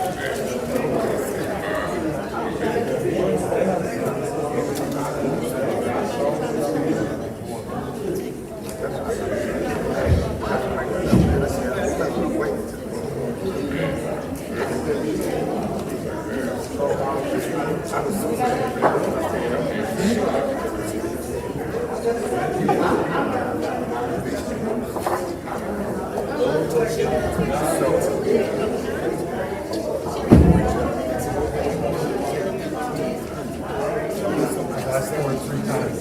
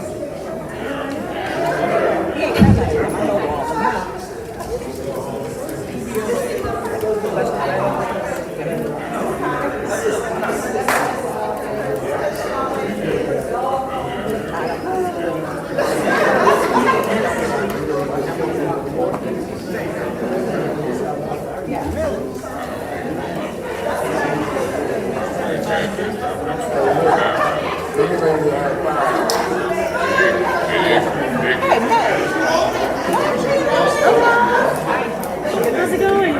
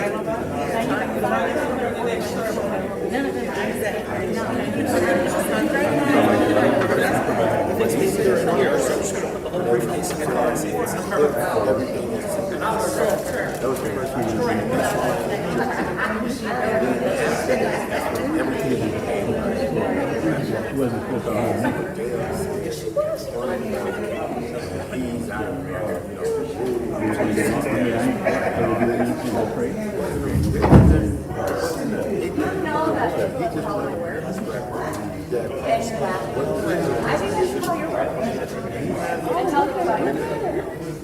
Officer May. Oh, it's okay. That's what I'm trying to find. It's all time. She asked you a question. This is I need to file a report. This is bullshit. Who is y'all? You like the man with the blame. Who belong y'all? This shit is really not It's beyond. I don't understand why you get to a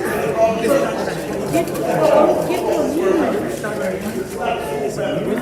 Because we just stand up and want to like, okay, that's in the meeting. No, I'm talking about, that's one example. Listen, I know, but I'm getting ready to piggyback. When you got people that give it to me, it's not, well, can we all just get along? They don't want to get along.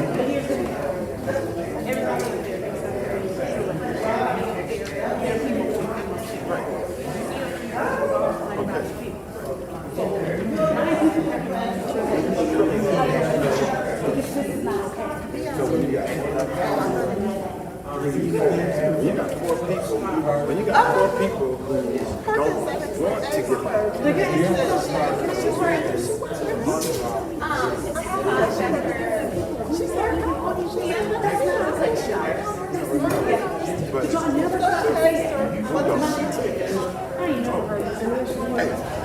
Hey, what's this? When he was president, when Aaron May was president, where did I get this for? Listen to this. I said, Aaron, you are president. You have to elevate. Don't I call everybody out? Yeah, he talks. The same way I said nobody needs to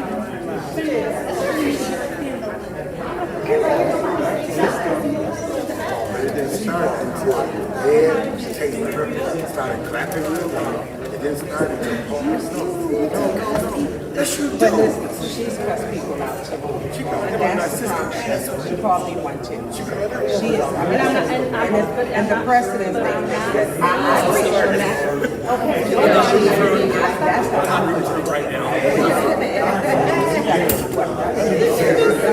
Okay, so my question is, where do we get this? That's why I said, Let's do it. I've been asking for here.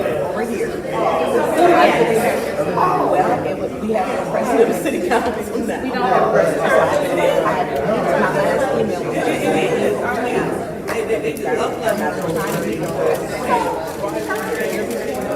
we got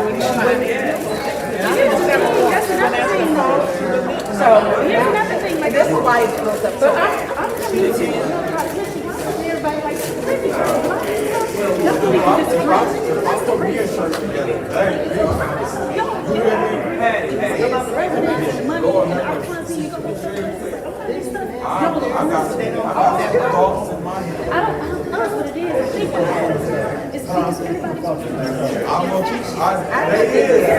I got an imaginary friend in my head. You don't want to know. It is, yeah.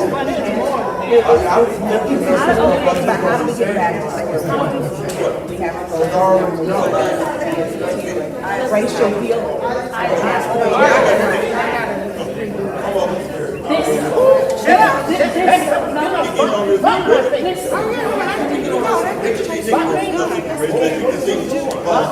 Jody.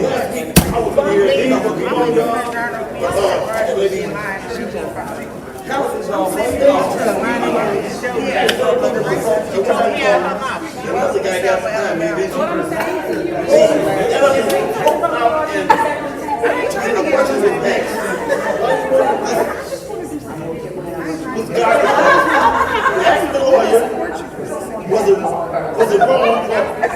Having a meeting before the public, if you're a lawyer, now, look who was there in a place. That you're the lawyer. Just question what's over there. The reason why the president. Yeah. We get to And tonight, we're gonna ask her what they in violation of the public. But not, nobody, they always, they like to get in the door. Yeah, I mean, I get the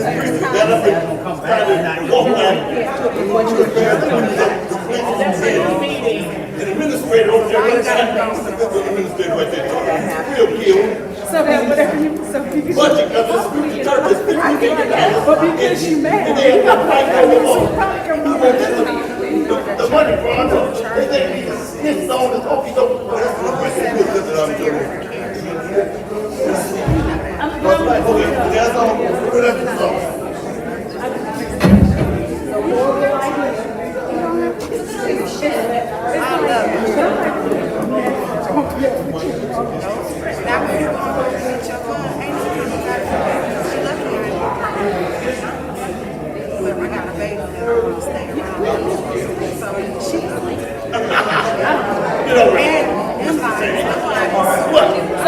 I'm going to next week, ain't gonna pay you either. I tell you.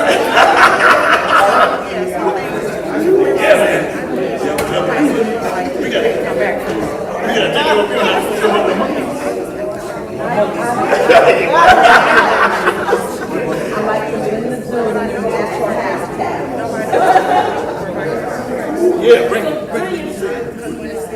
Yeah.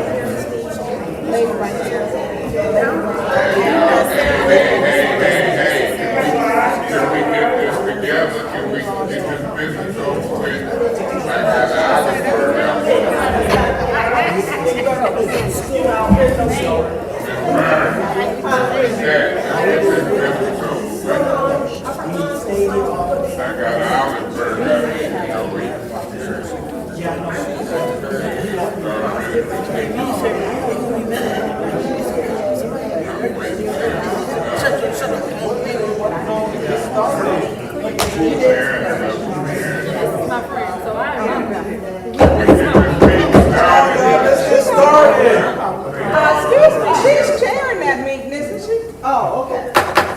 Yeah, the person chairing the meeting. No, it's Dennis. You know I run a tight ship. No sense. Yes, I am.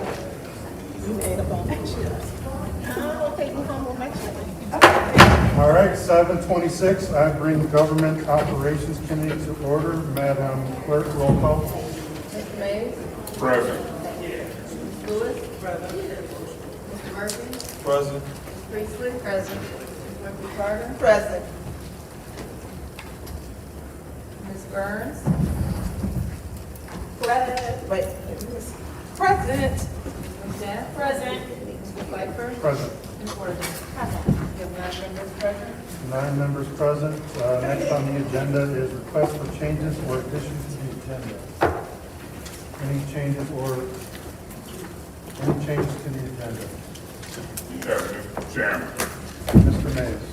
I want to add an item to discuss what I'm hearing about this actually capital and these, contributions or gifts or whatever transactions, I want to clear that up in my head. So I want an agenda change after resolution, and appointments prior to adjournment to discuss what's going on. Let's see if we can clear it up for the record. So you would like a discussion to discuss Ashley Capital and the financial implications to the council, is that basically? Yeah, I'm hearing about $11,000 line more profit, non-profits receiving money with certain board members cleaning up Sarvis Park and things of that nature.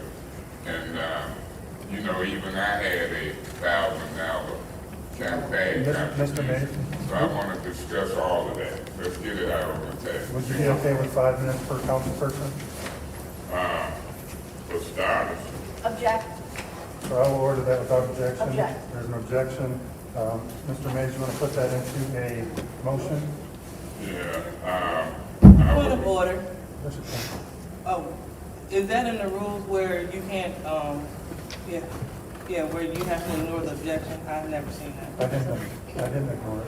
Huh? I didn't ignore it. She ordered objection before I ordered it. So she objected after I ordered it, so now we're in a motion. Okay. No, we're good. yeah, I was so moved, that we have a discussion before adjournment in governmental operations on that subject matter. All right, there's a motion to discuss Ashley Capital before adjournment. Is there support? Mr. Chair, I'll support the motion. It's been moved and properly supported. Any discussion? Yeah, Mr. Chairman. Mr. Mays? Yeah, you know, I thought I was doing right by disclosing the relationship. Ashley Capital told me when I was president, they was meeting with the president of the Flint City Council, the mayor of the city of Flint, and the chairman of the board of the county commission. They made it clear to me that's who they was meeting with. So I don't know the time frame of these other transactions, but information is coming to me that not only did the lawnmower cost $11,000, but there's pictures and evidence of Mr. Murphy using that lawnmower. And I want to hear what he has to say. I want to see who's making these transactions, all the connections. And then further, I'm hearing that Ms. Liddell Lewis sits on a nonprofit and the money came in through her. We'll see if it's true that her and her husband sits on the nonprofit and all of those technicalities. And so my concern is twofold. I want to see if there's any other members that's involved with these type of contributions and or gifts or whatever they are. I don't want to categorize what they are now. I want to ask them questions. And then I want to see from Ashley Capital, why didn't they tell me they were lobbying and contributing to other members in this way? If they try to ask for $72 million or more of the city's dime, you know, if I gotta be open and transparent, try to do my best, I want everybody involved, both Ashley Capital and my council colleagues, to do the same. So I'll be voting yes for this discussion in governmental operations, and we'll see who votes yes and who votes no. I'd rather have this discussion in a legitimate council meeting on the record versus on TikTok. Thank you so much. Thank you, Mr. Mays. Anyone else in the first round? Yes, Mr. Chair. Ms. Burns? This is a discussion that needs to be had because in the Flint City Charter, page 11, it does state a public servant shall not accept gifts, gratuities, honorary, or things of value from any person or company doing business or seeking to do business with the city of Flint. And when we look at that, it also, speak to state law and then also federal law. And as I have stated, that having this as a business, they've taken money, I think that they should recuse themselves when we're voting on anything. Anyone who received donations, gifts from Ashley Capital should recuse themselves. Councilman Mays did disclose his, and he told us every meeting that he could that he had disclosed it. And I don't know if he put it on his campaign finance, but I think it has come into question on if the other people have done it. And it came about when I asked the question to Ashley Capital at the meeting, had any other members received gifts? And they were very transparent. And then they sent the copies of the checks. So there was they did tell me that Councilman Murphy received a lawnmower that they had ordered, and that Councilwoman Lewis had her Halloween program. Then I did receive the checks that Councilwoman Lewis received $1,500 into her Cyrus Park, which she went back and forth with me on Facebook, which I wouldn't have done that to post that, but then Councilman Murphy's lawnmower, they sent the check. I think that one was written on a personal account. And so when we are voting on the $3.5 million, it's a $300 million project, Buick City redeveloping. And then we're voting on an 80-20, $72 million tax abatement that for the residents, or how they're going to capture, which is $72 million. This should have been disclosed. So we talked about at our last meeting, they had talked about they're open for business. One of the council members, he stated he was open for business. And only 5 or 6 of us are open for business. I'm not open for that kind of business. I'm transparent. I don't do business that way.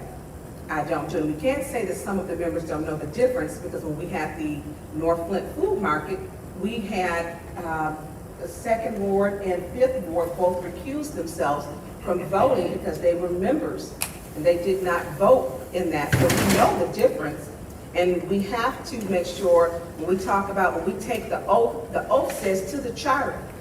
That's in the oath. And so we are taking, not we, because I'm not taking, Tanya Burns is not taking anything.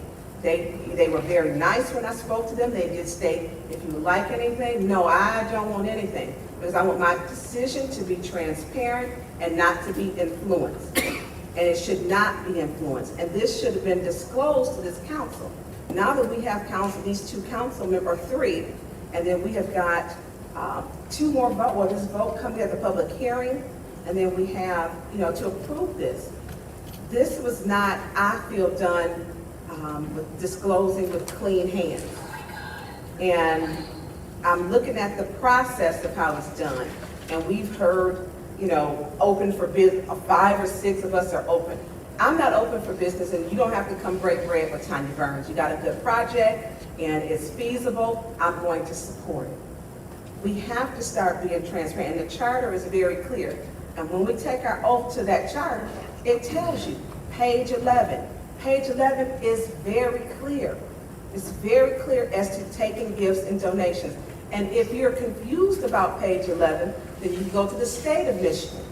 If you are confused about the state of Michigan, then you can go to the federal government. People go to prison for this. They go to prison for taking gifts and not disclosing. I take this very serious. We're facing $72 million, and my residents are saying, Tanya, I'm not comfortable with that 80-20 split. Now, the $72 million is a lot of money to be making a decision on. The project is great, but I didn't have anything to weigh but other than what was right and what was wrong. Whatever you get, if it helps your ward, it shouldn't have been done in a donation. It should have been disclosed. When you don't disclose it, you put it on, on the community, that it doesn't look like you're doing business with clean hands and not with the community. So when we talk about this, we actually need to have an investigation. But I don't know how much of an investigation, because they sent the checks, and I can share the copies of the checks that they donated to them. Now, if they go back or how they're going to do it, I don't know. But we need to be operating with clean hands, and if they're voting on Ashley Capital, they need to recuse themselves, just like they did with the North Flint Food Market. Thank you, Ms. Burns. Anyone else in the first round? Anyone else in the first round? Yes. Mr. Burns. Thank you so much. I've been waiting to talk about this situation. and I had started earlier about this.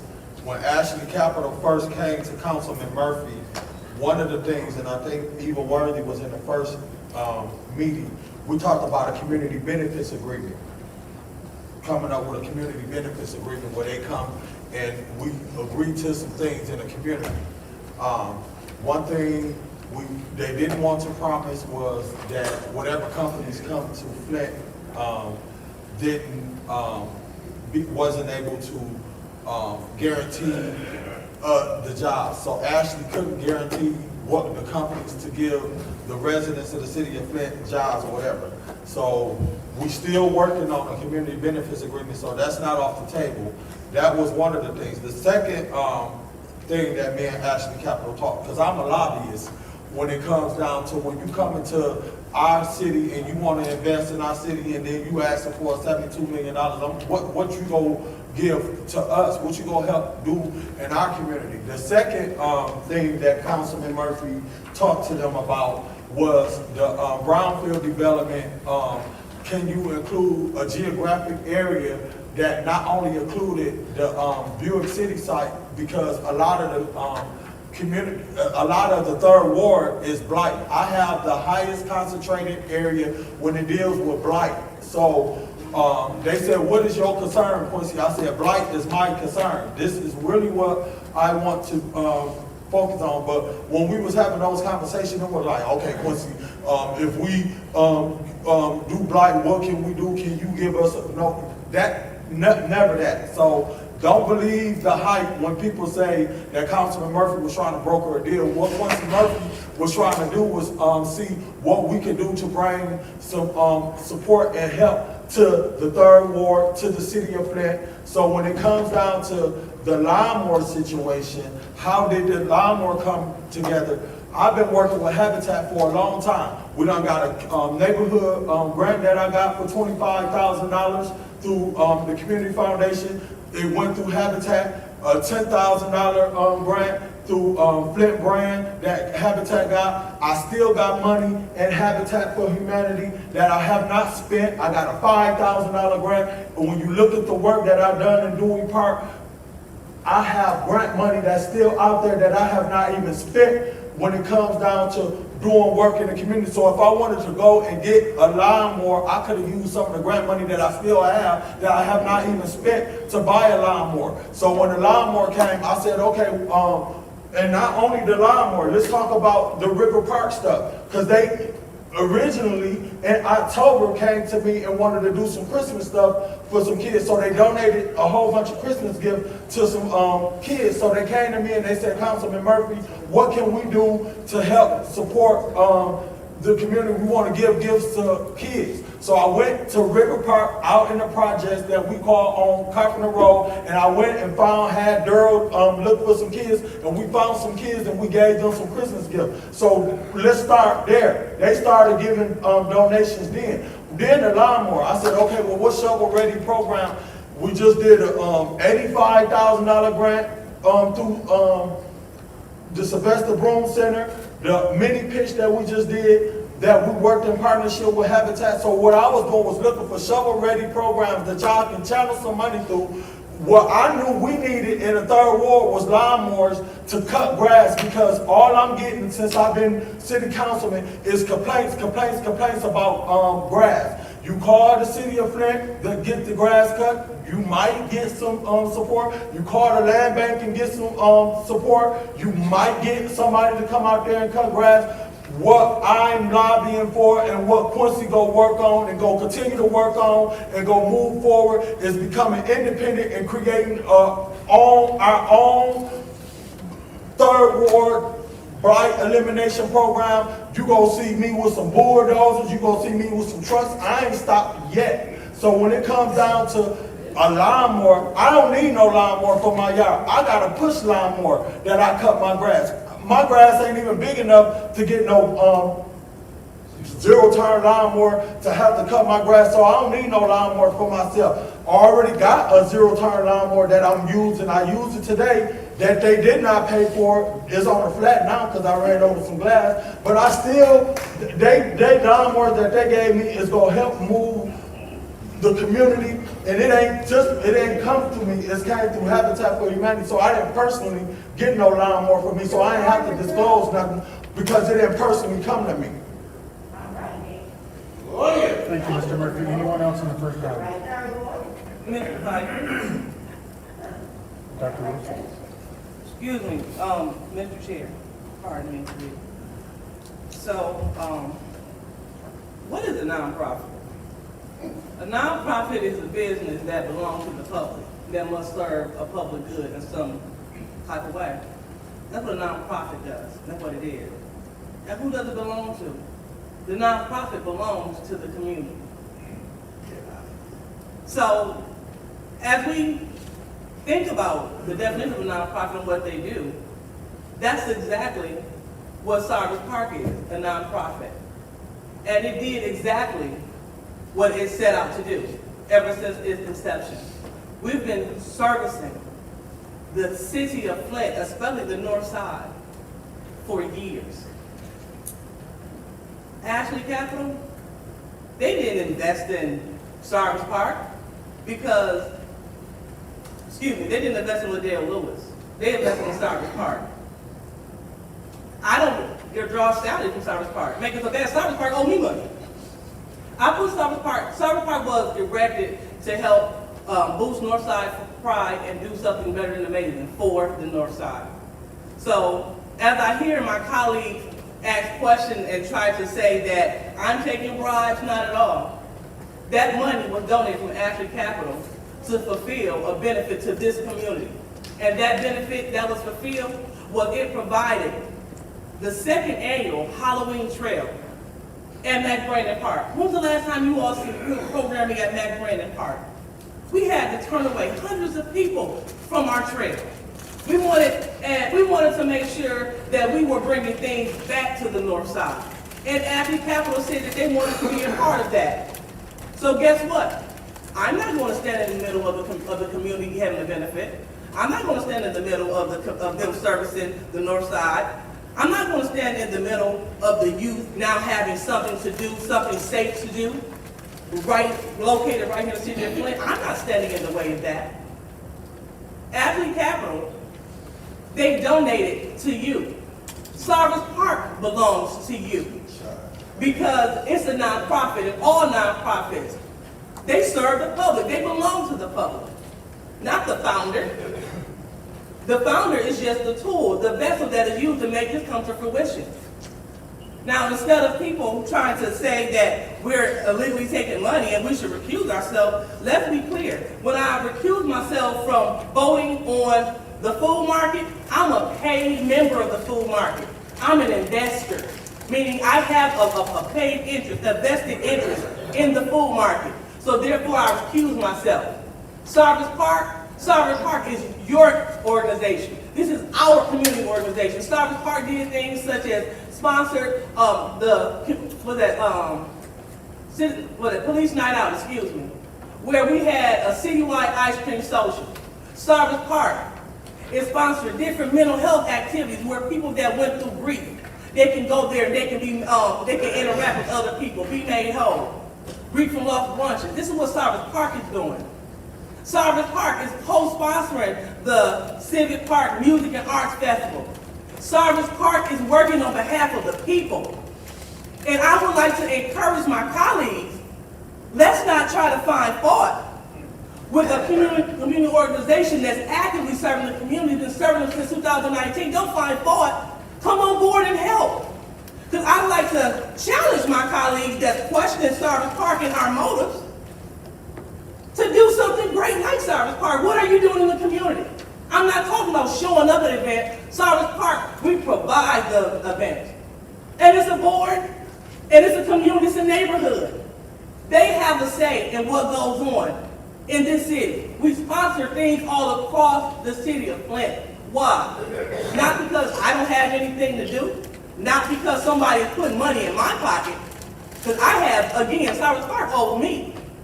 But for those that invest in Cyrus Park, you are investing in the city of Flint, the north side of Flint, the Caribbean Beats and Eats Festival, music in the park, painting in the park. This is what you invest in. And do you know how much you have to pay when you come?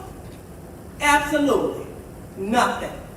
Because of investors like Ashley Capital. When I went down and I investigated the property at Ashley Capital, I wasn't bought. I did my due diligence, and that's where my vote stands. So I thank Ashley Capital for investing in Cyrus Park, and I vote according to your words. So I'm not voting for this resolution because there's no need to. We're discussing it now. Thank you, Mr. Chair. Thank you, Dr. Lewis. Anyone else in the first round? Anyone else in the first round? Okay, closing out first round. Anyone in the second round? Mr. Chairman. Mr. Mays. Mr. Chairman, as I listen to Mr. Murphy and as we run back to tape, he said something to the effect that he was giving this line. He made reference to that. That's what the video and audio was showing. That could be a problem. Ms. Lewis talks about Cyrus Park, but the information I'm getting, you and your husband might set on a nonprofit that was the fiduciary for Cyrus Park. I didn't hear you allude to that. You probably won't vote on it. But this is something you might want to vote on while the city attorney is here, because when I listen to y'all and you talking about what folks doing in the park, I remember when Hasselbrink was closed. It had chain locks on it. And we done got Hasselbrink open and flourishing, that building and the park, and you talking about something since 2019 in Cyrus Park. I'm listening to you, believe you doing all that, but the way you going about doing it might be wrong or illegal. That's the point. Once you take this seat, you got to be careful on how you do stuff.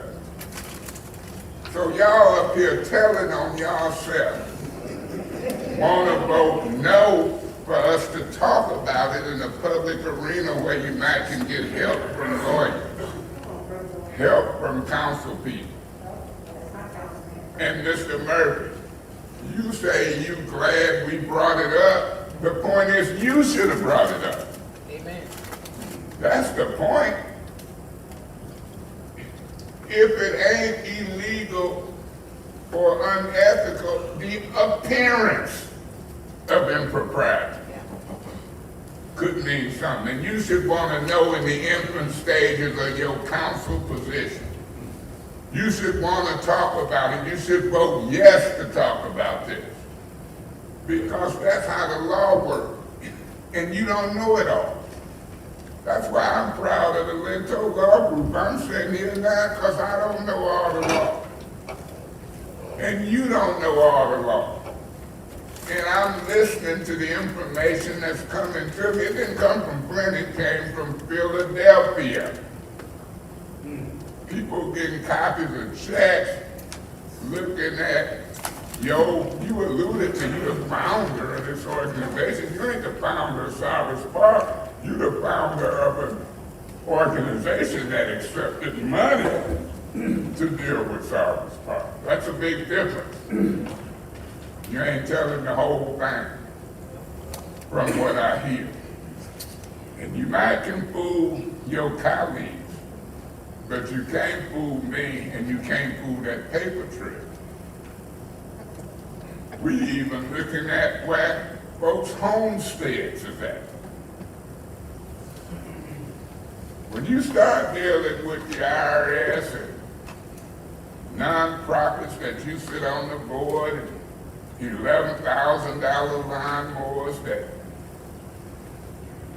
you're saying that you brokering and then voting on $72 million deals versus disclosing it and recusing yourself. Mr. Murphy, I'm glad this came up. Maybe you is, maybe you ain't. You should have brought it up. So now it's our job to check and double check. So a lot I don't know. But I do know one thing. When you sit in these seats, you have to show enough be careful. And right now, from what I'm hearing initially, y'all done tainted yourself. And y'all coming after me for something like a point of order, and y'all might be way out of order. My mama used to say, you dig a ditch for somebody, sometimes you fall in it yourself. Amen. And guess what? We gonna see what Eva said. We gonna see what Priestley and the rest of them say. I heard you, Ms. Lewis. I ain't voting for this discussion. I'm gonna vote for it. Thank you, Mr. Mays. Anyone in the second round? Yes, Mr. Chairperson, Ms. Winfrey Carter. thank you. I'm sitting here and I'm reading the charter, and Councilman Murphy made reference to him being a lobbyist. And the charter speaks specifically about lobbying and being a lobbyist.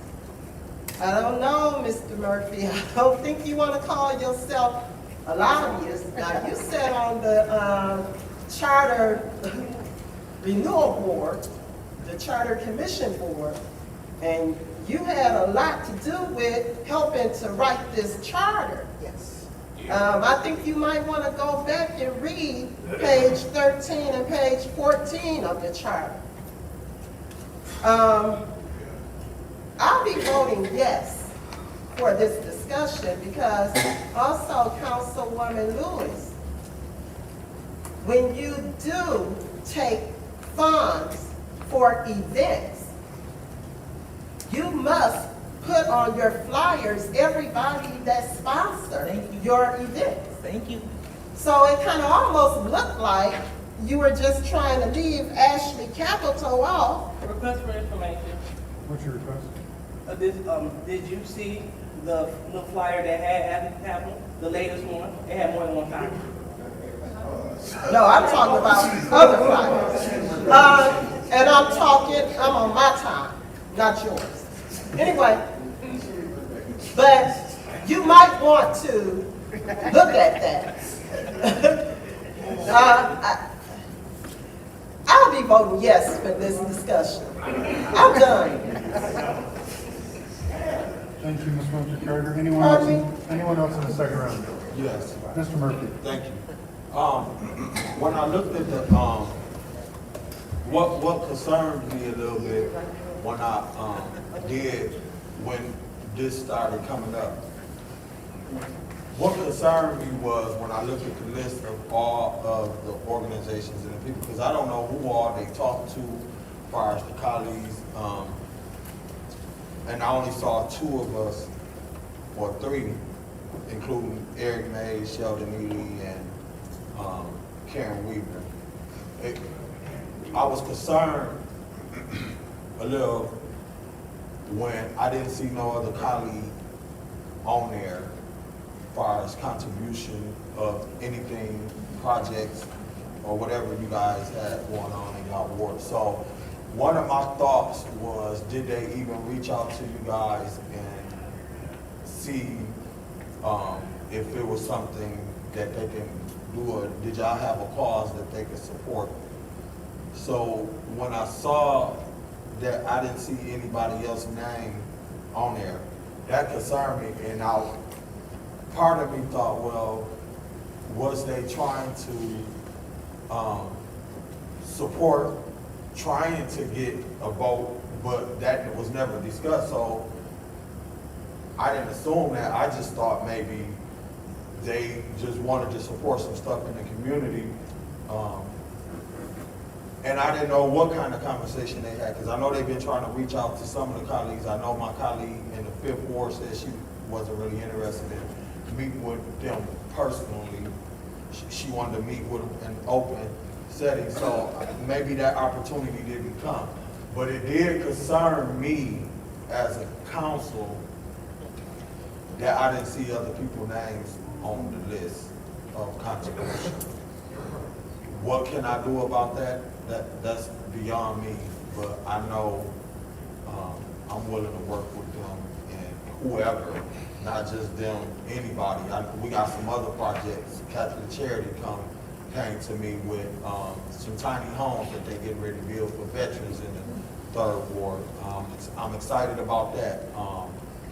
The new gas station on Carpenter Road that's getting ready to build 50 homes. I'm excited about that in the 3rd Ward. Sylvester Broom Empowerment Center that's getting ready to build a new building. I'm excited about that. And there's a lot of moving parts in the 3rd Ward when it comes down to projects that I am looking forward to working with people. So I'm not gonna shut down no support or no help when it comes down to the need of the 3rd Ward, because I believe that I have the worstest ward out of all the 9 wards, and my ward need all the help that they can get. Now, whether they were trying to give somebody support or whatever, we never had that discussion or whatever, and whether they gave the money towards the lawnmower or not, was I going to support them? Possibly, yes. What did concern me was the $72 million. That's why I went to the Eagle meeting at Metropolitan, because I wanted to go with an open mind to hear, was Eagle going to tell me something, or I was going to have this aha moment where, oh my God, y'all want to disclose and everything. Because I'm concerned that we finna do a tax break, but for $72 million. We damned if we do, we damned if we don't. We in a messed up situation. We got a site that got some environmental issues going on. Who go clean it up? What investor go come in and clean up a site and redevelop on there with their own money? If they don't, who will? So I'm looking at all of that right there. And for somebody who grew up a block away from where Buick City was shut down and shattered, I'm excited as a resident who grew up in that neighborhood, who parents still live in that neighborhood, and sister and brother and friends still live in that neighborhood, where I still go down in that particular area.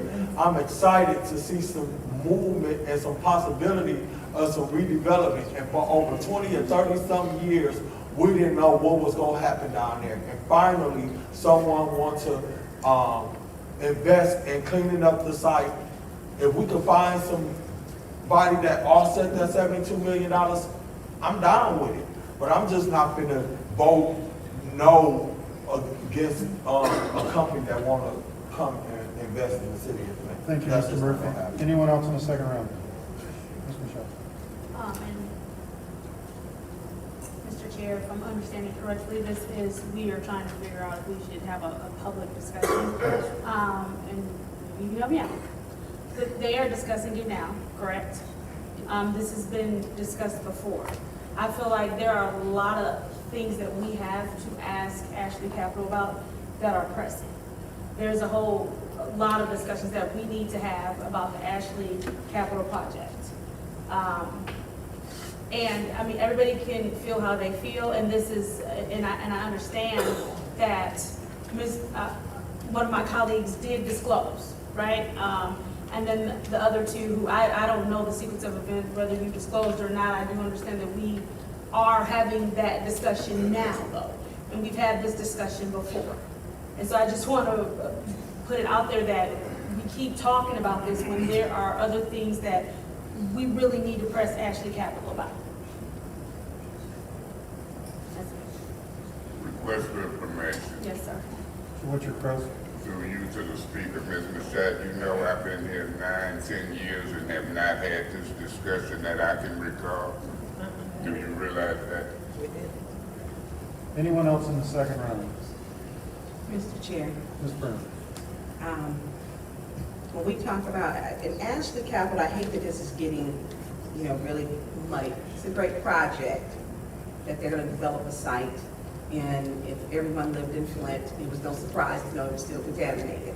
Because everybody's got a relative that worked at that Buick site. I did. I grew up, our first home was on Baker and North Street, right at the corner with the park. So we all have that. But when we get down to certain things, lobbying is not the correct word. I would stay away from that, because you have to have a license to lobby. You have to report your lobbying. Our charter speaks very clear, as my colleague in the fifth ward, Councilwoman Murphy Carter stated. The rules are very clear with the charter. This council keeps forgetting that the charter page 11, charter page 13, and the Flint City Charter page 14. We took an oath to follow the charter. So we talk about community benefits agreement. There was no community benefit agreement before the money was taken, before the money should have been taken, or the gifts. And page 11 speaks to gifts, donations. Yes, we may have, a lawnmower may be nice, but you can't take those things without disclosing them. It's the disclosure, it's the hidden part. It's not that when Ashley was coming around going to ask all of us what we wanted. I didn't want anything, they didn't come ask me. They did ask me afterwards when I asked did any other council people give things, receive things, and they said they ordered a lawnmower and they gave for $1,500 to an event. And I didn't say that the lawnmower was a bad thing. I didn't even say that the 100 Trails was a bad thing. I've been to the 100 Trails. But the process of how you're receiving it as a council person. And there are great things going on in the 6th Ward, as a matter of fact. My park is great. And then we also have Ballinger Park. So no one's doing anything as people say that council people aren't doing great things. We have Mott Park Fest there. We have Peace Park. We have got the hockey, the bicycle park.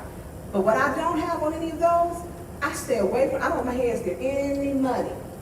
I'm not on any organization that Tanya Burns' name is on. I will help you if residents need to be directed to someplace, then I do it. But you to have it where it comes into, and I did not know this, where we have the nonprofit, and I give you where you have to have it, but to have it in yours and your husband's name is where I think the community is saying, this is not a good thing. You know, and it needs to be, it should have been disclosed. This is the charter. It's not okay to take it. People go to prison. People in Detroit City Council went to prison. They go to prison for this, for not disclosing. So a community benefits agreement is great, but that's done beforehand, not afterhand. You don't say, now I want a community benefits, you know, you can't go back and retract that it was taken.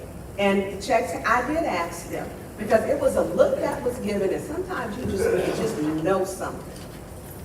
And that look, I'm like, look, did anybody else get any money? You know, and when I asked that question, they said, well, is anything, no, we did it legally. And they sent to me what they did legally. They disclosed it on their forms. They disclosed it, Ashley Capital disclosed it on their financial forms. We have 2 of the council people who didn't. And you didn't verbally tell us before we voted that, you know, you had received funds. That is a problem. It's unethical. It's unethical to do that without disclosing that. I don't care how much good it does. It didn't look good when Clarence Thomas was flying around with the billionaires and he sits on the Supreme Court justice. It doesn't look good, and it's against our charter. Our charter is very clear, page 11. You cannot accept money. You cannot accept gifts. Now the part where it gets to is, will this body step up to honor the charter that we took the oath? Will this body enforce the Flint City Charter? We should have at least 5 people to say, hey, I'm sorry that happened to you, but you know what? This is the charter. Right. Not only is it the charter, it's the law. Right. At every level. It's breaking the state law. It's a federal law. And it's $72 million is all. I'll never see that in my lifetime. And it's a $300 million project. We're talking about $400 million, and what we got is trick-or-treat candy and lawnmower. We can't be doing that. So it should have been disclosed. Then we would have dealt with it like Councilman Mason. And let me be clear. I said all 3 should recuse themselves. I didn't separate him. I said all 3. But this council has a responsibility to enforce the Flint City Charter. Thank you, Ms. Burns. Anyone else in the second round? Mr. Chair. Ms. Burns. Yes, we frequently, this is why we've been stating a motion to immediately vote on an agenda change, because we tend to debate within asking for an agenda change, and that is something that should not be done. But the only one who should recuse himself from this vote is the one who personally got money to their campaign. That's the law. And it's simple. And, What did she say? Only one person should it. Can we keep the audience? You can't hear. Open your mouth. the only one who needs to recuse themselves from this vote is the one who received campaign donations directly to him. No one else benefited from Ashley Capital. Mr. Murphy has stated he didn't give the lawnmower. It's not his lawnmower. It's not Mr. Murphy's lawnmower. I also know that Miss Lewis pays her home taxes and no one has paid them for her. I also know that she lives in the home that she says she lives in. And many of us, most of us townspeople do pay our taxes, our water bills, and some of us don't. Some of us don't. So when we talk about money and try to disparage others in our discussion, we should first address our own feelings. Thank you. Thank you, Ms. Worthing. Anyone else in the second round? Anyone else in the second round? Dr. Lewis? So, just want to state this for the record because people can make anything into a whoopee shot. They'll turn anything into something that was maliciously done. As a new learned city council member, I have no problem with saying note to self. If these things come up again, I don't have a problem with disclosing, even though the money did not come to Liddell Lewis. Liddell Lewis benefited not at all from that donation to the public, to Sarvis Park, putting together the haunted trail. So I don't have a problem with that. So note to self, I understand what I'm learning, but what I will not do, I will not sit here and act like that my vote is for sale. My vote is never for sale. Those that know me, they know I am a person of integrity. And so I stand for what I stand for. I stand for what's right. I'm not going to go along with things because someone is race baiting or because something is race based. I stand with what's right, regardless of who's doing it. And so what I did not do, I did not put my vote up on the open market. Ashley Capital, they wanted to help the city of Flint. They wanted to give back to the residents that deserve it in the city of Flint. And they did it through Sarvis Park Neighborhood Association. My books are open. My $1,500 that they received that was spent on the trail, exclusively the trail. And as my colleague did not want me to say Ms. Winfrey Carter, what I did was, when I was asking request for information, as sponsors come in, flyers are modified. Request for information. What's your request? Can she say people's name? No. That's an improper request. So, as flyers are modified, sponsors are added. And that's, I don't hide anything. There's nothing to hide. And when it comes down to actually planning events and I guess dealing with money, unlike some of my colleagues, I would definitely do it. You know why? Because that's how I got here. Request for information. What's your request?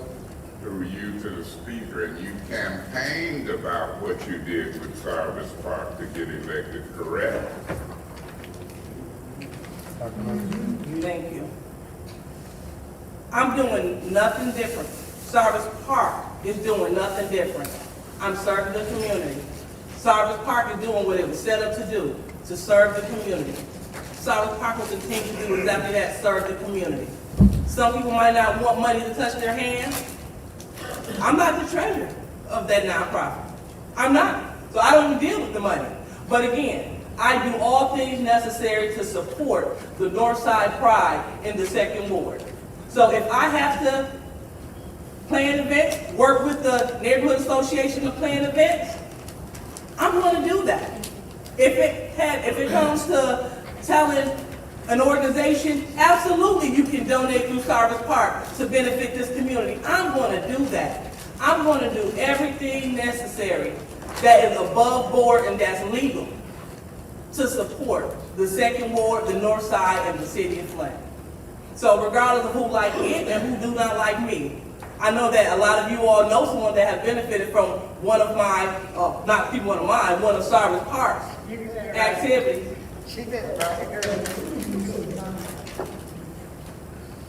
And that's a fact. We deal with mental health, we deal with grief and loss, we deal with police relations, we deal with a gambit of things that improve the quality of life in this community. So that's who Ashley Capital donated to. So I'm not going to participate in trying to go on a witch hunt. All I think I have to say is, this is a learning lesson. Okay, this is definitely a learning lesson. Not saying that I did anything wrong, but I like to get in front of things because people will take a little bit and try to turn it into something else, and that's exactly what this is. And I try to manage my risk. So knowing that people are coming after you for the good things and the great things you're doing in the community, and just because they don't like you, that's fine. But I promise that I will not give them any more leeway again as I continue to do the great work in this city. And for you all that think that Cyrus Park and I do not, I encourage you to follow the Flint Second Ward as we continue to serve the entire city of Flint. Thank you, Mr. Chair. Thank you, Dr. Lewis. Anyone else in the second round? Anyone else in the second round? Okay, I will use my time.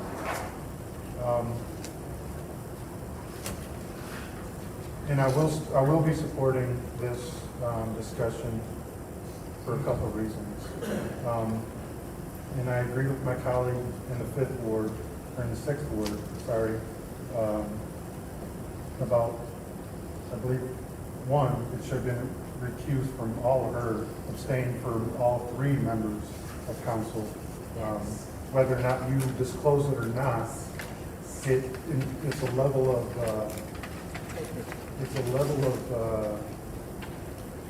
uncertainty, and whether or not you're tainted, per se.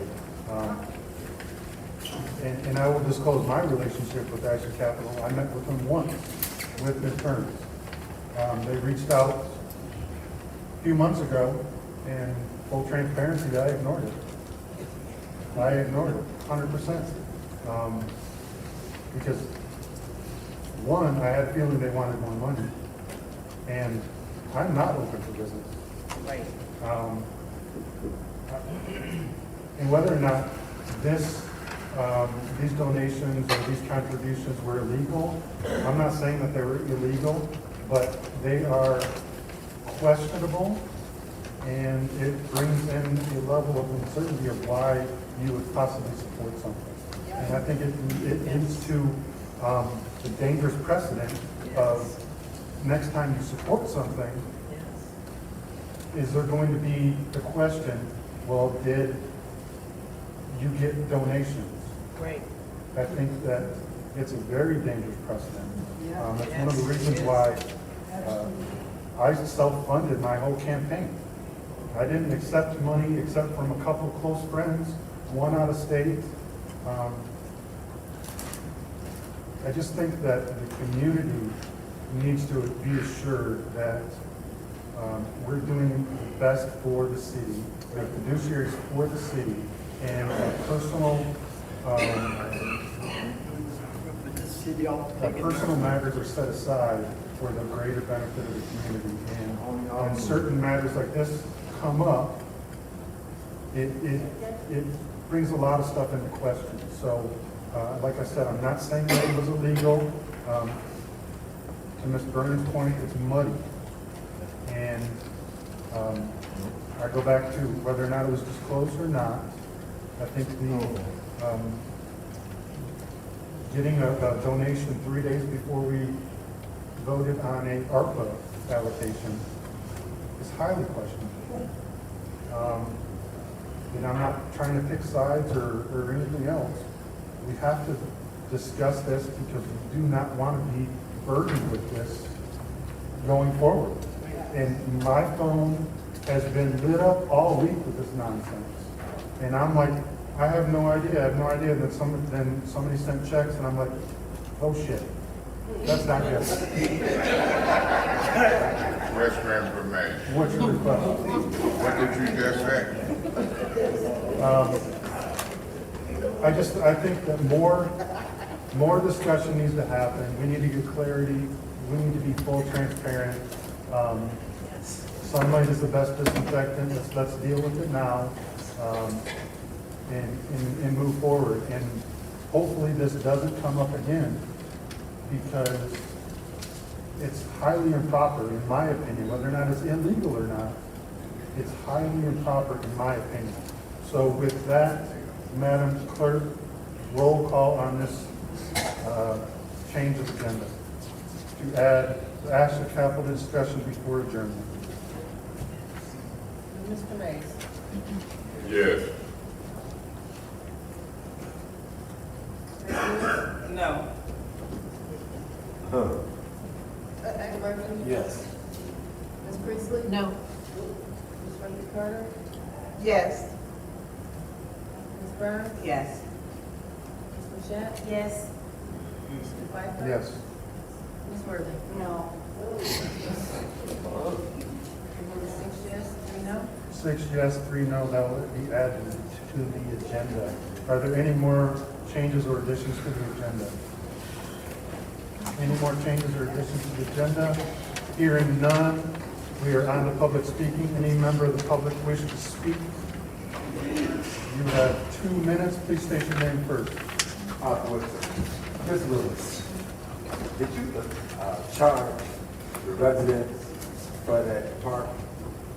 You take the $1,500 ask to get the park started, and then you charge the kids to come to the park. Where did that money go to? Did you profit it off that side? Also, since you like to read rules, I think you should look up a 3-member board. A 3-member board cannot consist of relatives. So you might want to look that rule up also, because if that's your husband, he's on that board. Then on top of that, he has a homestead down in Maryland. But on your records on Lara, his address is on Winona. You are foul. You gotta understand, see, you like to talk real greasy. You like to talk real powerful and don't know what you're talking about. And you like to make fun of people. You like to talk and make it sound like you do so much, but you do so little. You think you're so big, but you're so small. You all are missing the point. You took money. Period. It's not about what you're doing for the community. That's great. But you took money. Your vote was altered when they gave you money. 3 days before giving $3.5 million in ARPA funds, where you voted no to the people in your ward to clean up their basement. But you took a $1,500 sellout.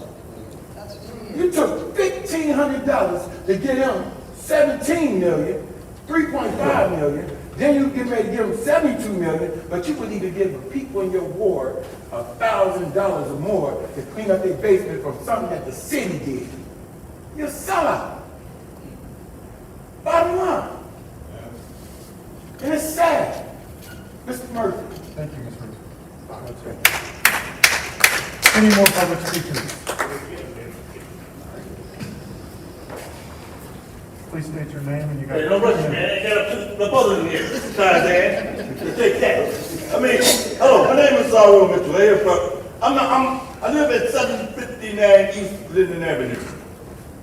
About Ashley situation to you, Mr. President, who the second ward, I think I got it right, or Dr. Lewis, is you responsible for everybody in McDonald's? Every time I go there in the morning time, they ask me about how the council doing. But when I start talking, they be saying, give them decaf. Don't give them regular coffee no more. And now, every morning, I don't know the difference between decaf and regular coffee. Talk about mental health. And be talking about asking me, do you take your medicine? Are you responsible for that? That's what you talking about. You all this. I want you to respond to me. about that situation because it's getting out of hand, that area. Even got the donut people went out of business today because I think you did have something dealing to do with that. That's why I got to go every morning. I have to go every morning to get me a cup of coffee and a donut and go to McDonald's, but every time I go over there and I be looking, and besides you said you come there one time, you was gonna make sure I get a breakfast. But now, they did it just one or two again. She saw me coming in, they locked the door actually and it was lights off.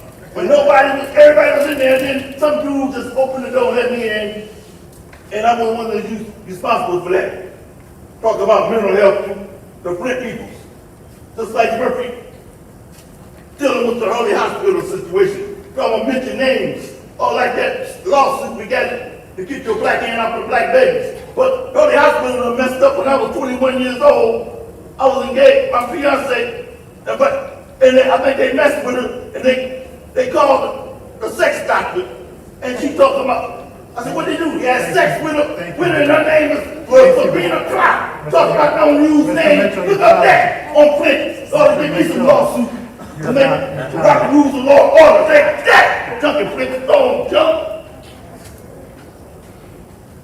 How you doing today? My name is Richard Jones, and I have been talking to some of the residents who have been, I call them victimized because of that water main break or whatever it is. And they still haven't received anything, and it's going on like 3 months now. I'll request that y'all make a special order and take care of that as soon as possible. That's ridiculous. That should have been taken care of when it was first brought to y'all. Come on, man. Y'all need to just think about the residents. Now, as far as changing the scope of things, man, y'all already got away with murder.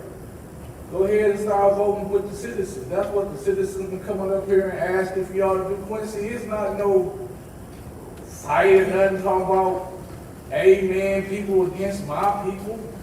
If you bring your people down here, guess what your people gonna do? They gonna turn on you. So they gonna see the real you. They gonna see the problem that we have right now with Adele Lewis. It's the people that like what she's doing in the park, is fooled by the stuff that she's doing in the park, versus the people that can't stand the way she votes. It's just that simple. It's just that simple. People do not like the way you vote. It's nothing personal. It's nothing like that. We just don't like the way you vote. We're asking for something, and when we come down to ask for something, y'all like, just because we don't see eye to eye. It ain't see eye to eye. It's do what the residents want. Simple. Simple. And if you got a bunch of constituents that agree with the way you're voting, then have them come down here and stand up and say that they agree with the way you vote. But let it be at that. All this, everybody and their mama know Eric Mays ain't trying to hit nobody. Thank you, Mr. Jones. Thank you. Any other member of the public wishing to address council?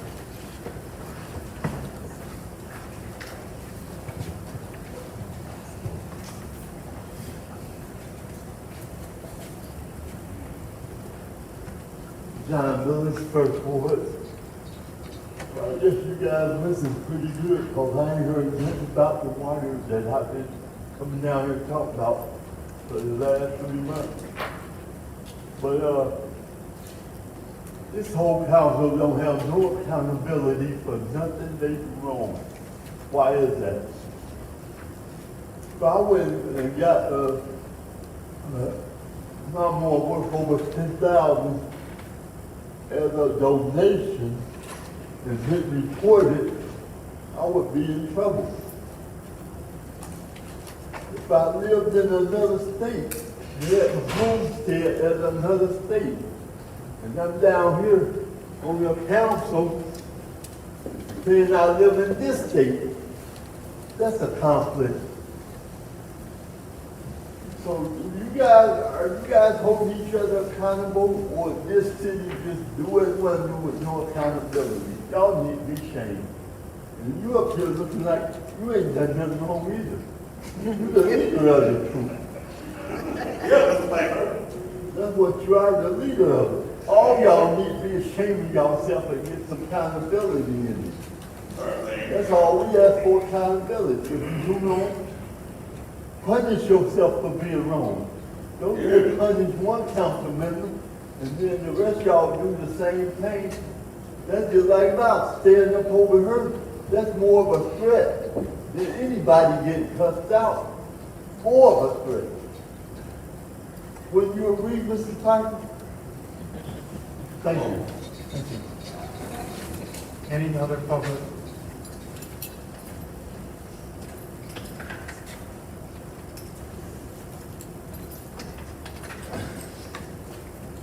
I want to address the council, Gina Lester, City of Flint. Our kids are watching. We have some educators up here. And thank God my daughter is not in that classroom.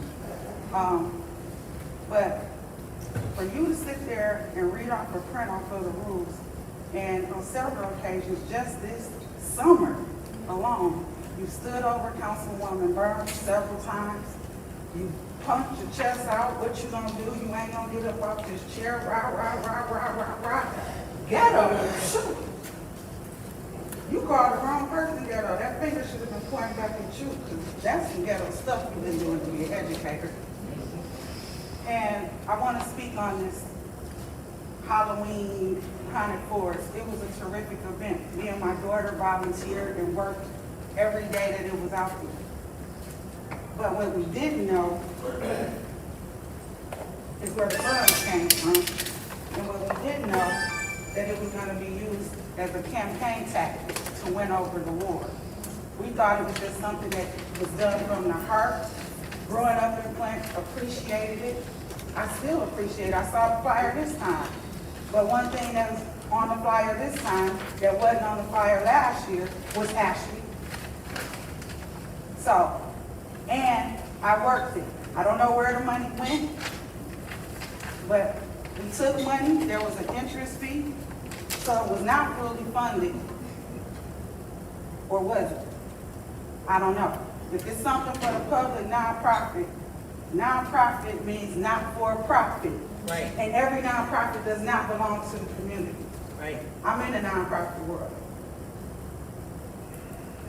All I know is there was money taken. I'm disclosing this because I don't want nothing to come back on me and my job. There was money taken. It was put in a box and it was handed over to the organizer of the event. And that's all I got to say.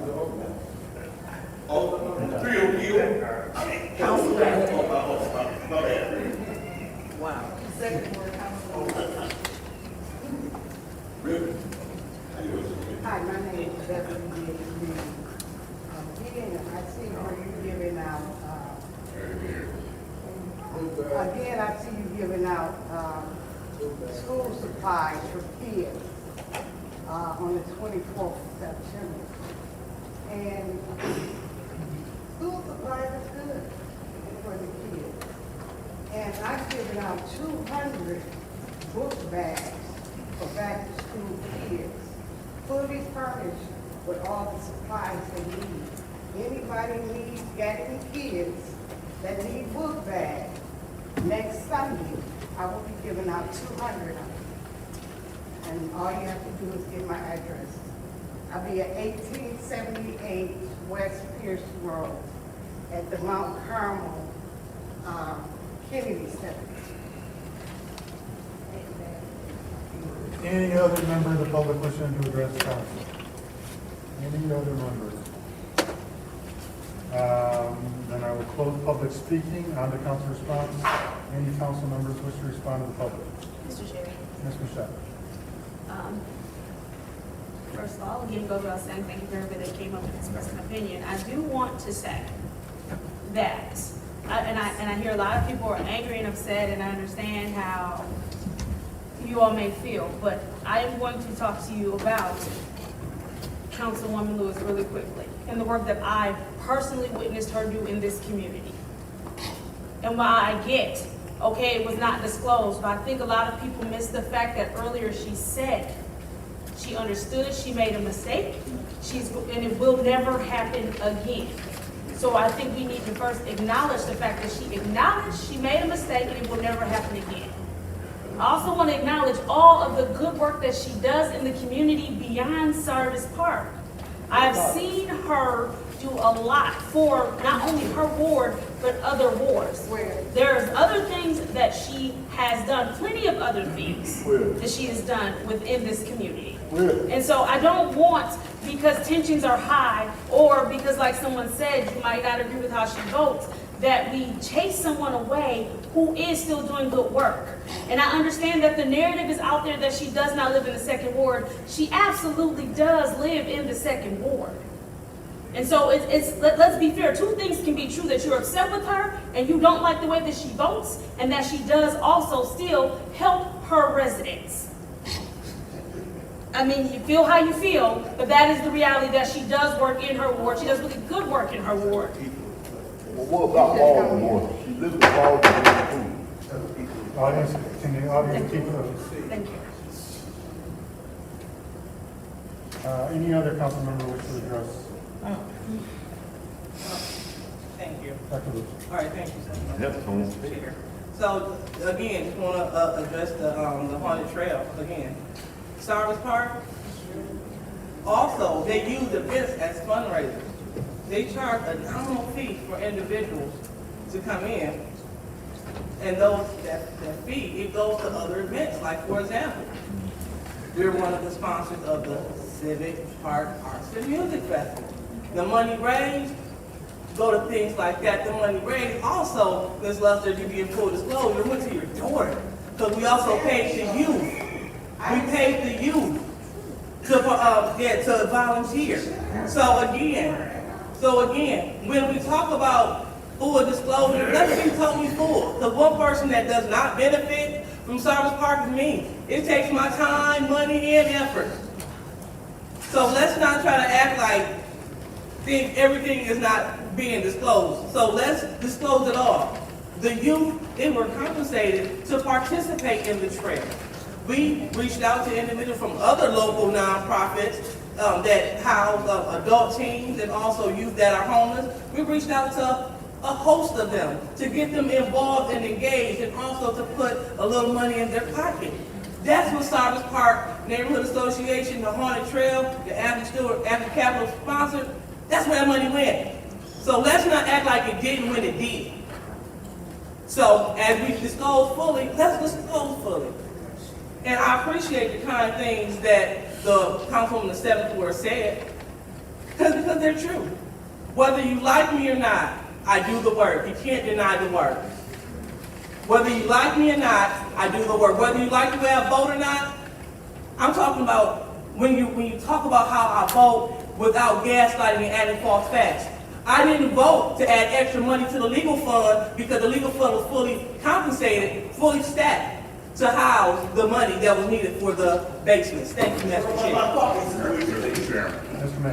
Mr. Chairman, I'm going to reserve my comments, and I'm going to see before we adjourn, do we have that discussion? You know, early in the meeting, certain members say you shouldn't say folks' names. Here she done said Ms. Luster's name. And then Ms. Shatz said Ms. Lewis's name. Maybe you didn't. I thought you did. But the point is, you can say people's names.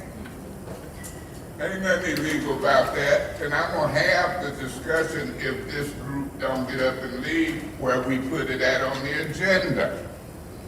But the point is this. Ms. Machette, I'm surprised to hear you talking like you talking about Ms. Lewis. You know her better than I do, I guess, and that's okay. But you said she made a mistake. She could have broke the law. It could have been more than a mistake. I understand y'all trying to be president, vice president, finance chair, and the clique is sticking together. Stop the clock. 21, Robert's Rules. A member must avoid personalities, and under no circumstances can he attempt or question the motives of another member. I'm gonna deny that because I don't think it wasn't an attack. I appeal the ruling of the chair. There's an appeal of the rule of the chair. I Is there second. support? It's been moved and properly supported. From my opinion, it wasn't a personal attack, so that's why I ruled against that. Ms. Worthing, you have the floor. We've actually not used this enough during this meeting, particularly, or committee meeting. Again, we are not to talk about members. We are to talk about the business of the city. It's very clear. There is no doubt that Mr. Mays was talking about other members solely to attack or question the motives of what they do. He's confusing this rule with, we can't say members' names. It says that he must avoid personalities, and under no circumstances can he attack or question the motives of another member. The measure, not the member, is the subject of debate. We must stop all personal attacks and show the community that we are here to do the work and not fall in the trap of disparaging others. So I'm going to be voting to overturn the chair. Mr. Chairman. Mr. Mays. Mr. Chairman, this is a professional setting. We dealing with our actions or inactions in a professional manner. All this personal attack is poppycock. These are professional criticisms as it relates to elected officials. And the Constitution allows me and residents to petition the government in line with our grievances. And I can criticize government and elected officials in their professional capacity. I'm not talking about them personally. I'm talking about what's going on here professionally. Right. And so what's happening is Ms. Worthing ain't getting the rap of Ms. Liddell Lewis. Ms. Liddell Lewis will usually say, point of order, Madam Priestley, Chair, will you give them their first warning? Ain't said a mumbling word with all of Ms. Worthing's struggle to try to be the leader of the pack. Ms. Worthing and did points of order. Now, she appealed because you ruled that I was okay. I think I was okay. And I think I got the right to dialogue with Ms. Burns, Ms. Mashat, and anybody else on this council. And I'm gonna continue to do it. And hopefully the Linto Law Group, Joe and John, them will help me continue to exercise my freedom of speech. Some of this stuff is a little ridiculous. I hear in what I was saying to Ms. Mashat, I wasn't really hard on her. Do you know when you say, Ms. Lewis say y'all have done so much for the community? What am I, chopped liver? I had a lot to do with the strategy to declare the water emergency. It made national attention. I had to get emergency managers out and fix budget deficits. She ain't did all that in 1 year, Ms. Mashat, and I can talk about it. Y'all never have to blow my horn and say how good or bad Mays is. I've answered calls from every ward for 10 years. So we ain't sitting up here as chopped liver. And when we hear y'all blowing each other's horn and ain't been here but a month or a year, that's when I'm gonna start blowing my 10-year horn. Cause we ain't all of that, but we do the best we can. And people can not only make mistakes, sometimes they can break the law. Thank you so much. Thank you, Mr. Mays. Anyone else want to speak in this appeal? Anyone else want to speak in this appeal? Mr. Piper, Dr. Lewis. Mr. Chair, excuse me. For one, this isn't a competition. Who's in competition? We are here to do something good for the city of Flint, period. That's why we're here. That's why I was elected That's why I ran, to do something good for the city of Flint. So, giving shouts out to everyone in the audience, YouTube, on this body. If you did something good, keep it up. But let's not talk about what others are not doing. Let's stop that, because we sound juvenile. Request for and Mr. information. What's your request? Do you be talking bad about folks when you try to get me and others throughout? Mr. Pfeiffer. Mr. Mays, that is an improper point. And as well as a violation of Rule 26.4. So, yes, here we go. Because you gotta follow the rules. There we go. Yeah, there we go. There we go. Point of order. So, Is she raising her voice? Point of order. Is she raising her voice? Mr. Mays. Point of Can I order. get the gallery quiet, please? Thank you. Point of order. Is she raising her voice at me or the public, and is that proper decorum, unchecked by anybody? That's my point. thank you, Mr. Chair, Mr. Mays, because, I'm gonna say that, I'm gonna deny your point of order on that one. Okay. Dr. Lewis, you have the floor. thank you. This is just a rabbit hole that we're in, but nevertheless, Robert rules affect this council. Unfortunately, our colleague broke the Robert rules that Ms. Worthing read into the record. They did. So, rules are the rules. We can't argue with the rules. We know that we have the charter, council rules, and Robert rules. Council rules supersedes Robert rules. But in this case, council rule is not superseded. So the fact that the rule that was read into the record is applicable to what's going on now. So that is why I supported that appeal. I didn't support the appeal because of a favorite. I support the appeal because of the rules. The fact of the matter is, let's stay germane. Let's stop talking disparagingly against colleagues. If anything was done illegally in the court of law, someone will be prosecuted. That's just what it is. But let's not prosecute us from your seat. That's not where that began. And when our colleagues make comments to do that, that rule is right there. You don't supposed to do that. According to that rule. This isn't Liddell talking. This is the rule. This is the rules. When you know better, you do better. And you will do better once you know better. I know better. No, you don't. So now that you know what you know, you go forth and do a lot better. So that's why I encourage my colleagues to take a listen to the rule. The rule is very blatant in what it says. And our colleague violated that rule. So that's why I voted to to overturn the ruling of the chair. Thank you. Thank you. Any other one? Mr. Chair, in the rule that Ms. Worthing stated, it does say, or question the motives of another member.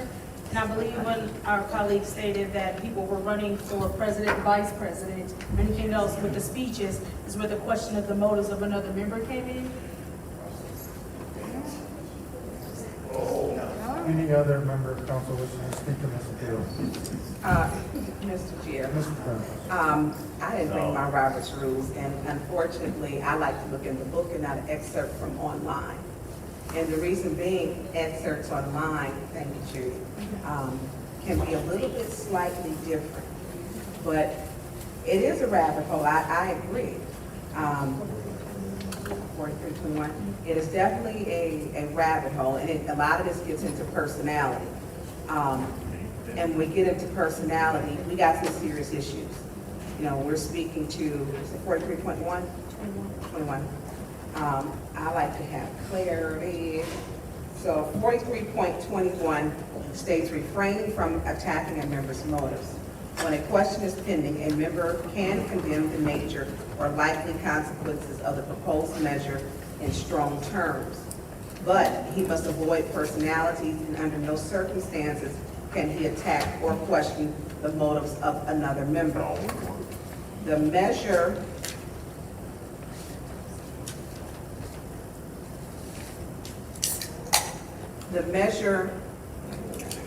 Request for information. What's your request? through you to the speaker, Ms. Burns, do you knew this was a response to public comment, not a measure? I do, Councilman Mays, I do. But I want to see, because we're getting that rule read off a lot. And the member is subject to debate. If a member disagrees with a statement by another in regard to an event that both witnessed, he cannot state in that debate the other's statement is false. But he might say, I believe there is a strong evidence of the member is mistaken.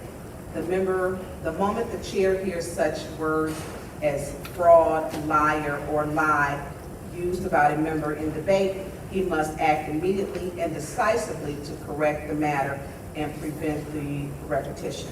So here's the thing, thank you, Judy.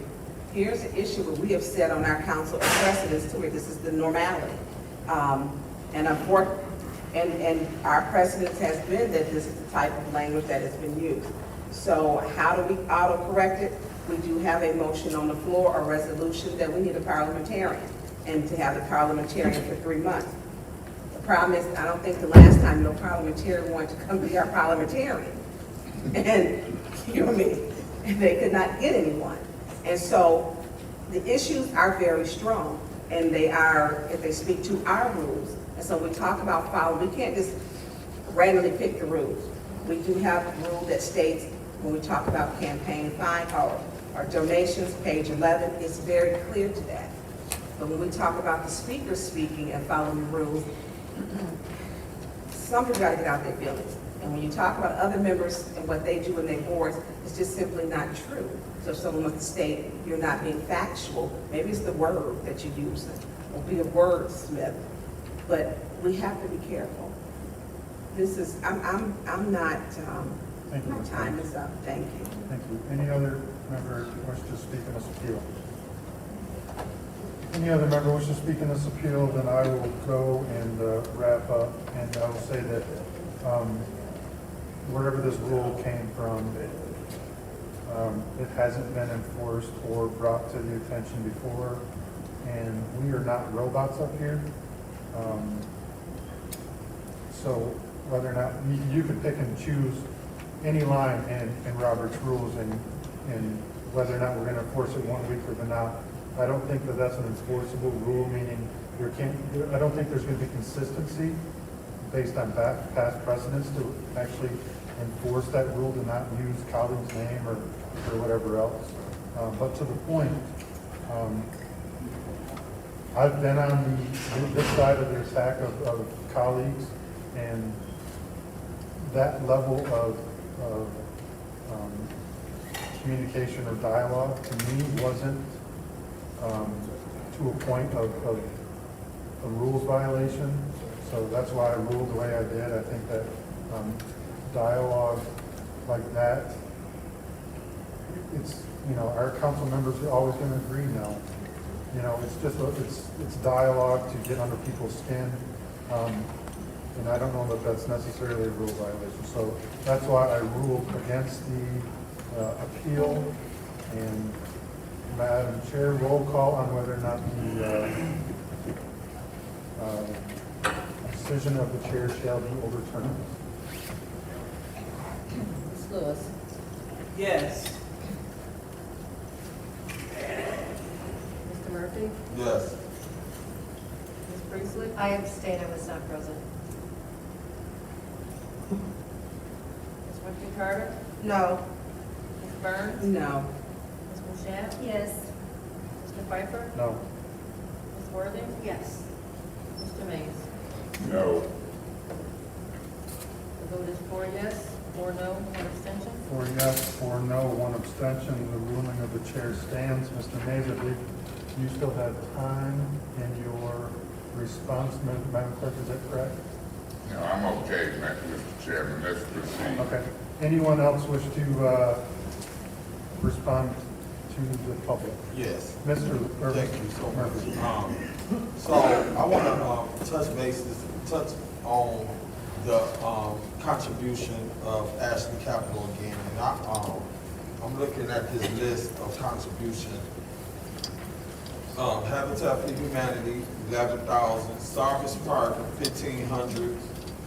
Flint Boys and Girls Club, $7,124. Crossover Outreach, $8,675. Individual households, $4,750 for clothing, gifts, and food cards for 45 families during the Christmas holiday. Political contribution, committee to elect Sheldon Neely, $2,000. Committee to elect Eric Mays, $1,050. Moving Flint forward, $2,500. So when they reached out and was working with me, what I was looking for was shovel-ready organizations that they could contribute to, that we could see the work continuing to happen in the community. And Habitat was someone who I thought worked good with not only us in the community, but they work with so many different organizations and been doing work in the community for so long. So it was never the intention to put Habitat in the middle of the situation. This is just something I knew from working with various people over the years, and I still work with different people. I just felt like Habitat was the best thing that could happen, where we can actually work and do community work in the community. The blight issue with the lawnmower and all of that stuff, it is a big issue in my ward, and it's something I have to address, and I'm gonna continue to address it, and it's just beyond just the lawnmower. Thank you. Any other member of council wish to address the public? Mr. Chair. Mr. Burns, or Mr. Burns. Sorry. No worry. I want to be clear, so when Councilman in the Third Ward did read it off, Habitat for Humanity did with 11,000, Cyrus Park was 1,500, Flint Boys and Girls Club 7,124, Crossover Outreach was 8,675, individual Flint households was 4,750, committee to elect Sheldon Neely was 2,000, but the check was for 2,500. And so when we talk about the committee to elect Eric Mays is 1,050, and moving Flint forward was 2,500. So on this one, it has, yes, the check was for 2,500. And then, but on this one, the list that I think is reading from, it's got one in July for May for Sheldon Neely, 2023. My issue is not even bringing the other people in it, because we have to deal with just our members, and we have enough to just deal with our members. This is an unfortunate situation. We have voted to deal with this as a body, 5 or actually 6 people did.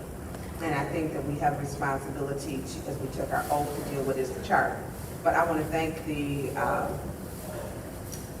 every person that came and spoke, because you're staying through this, and this is a lot. It's a whole bunch. And when I found out, I was shocked. I was disappointed. And I understand my colleagues saying the great work that someone may have done. I've always said that Councilman Murphy, as always, his thing was more in doing part. I even said for Councilwoman Lewis that the Hunter Trail was nice, but it doesn't take away the fact that you cannot take money and not disclose it. That is a legal issue. It's an ethical issue, and that's what we're dealing with.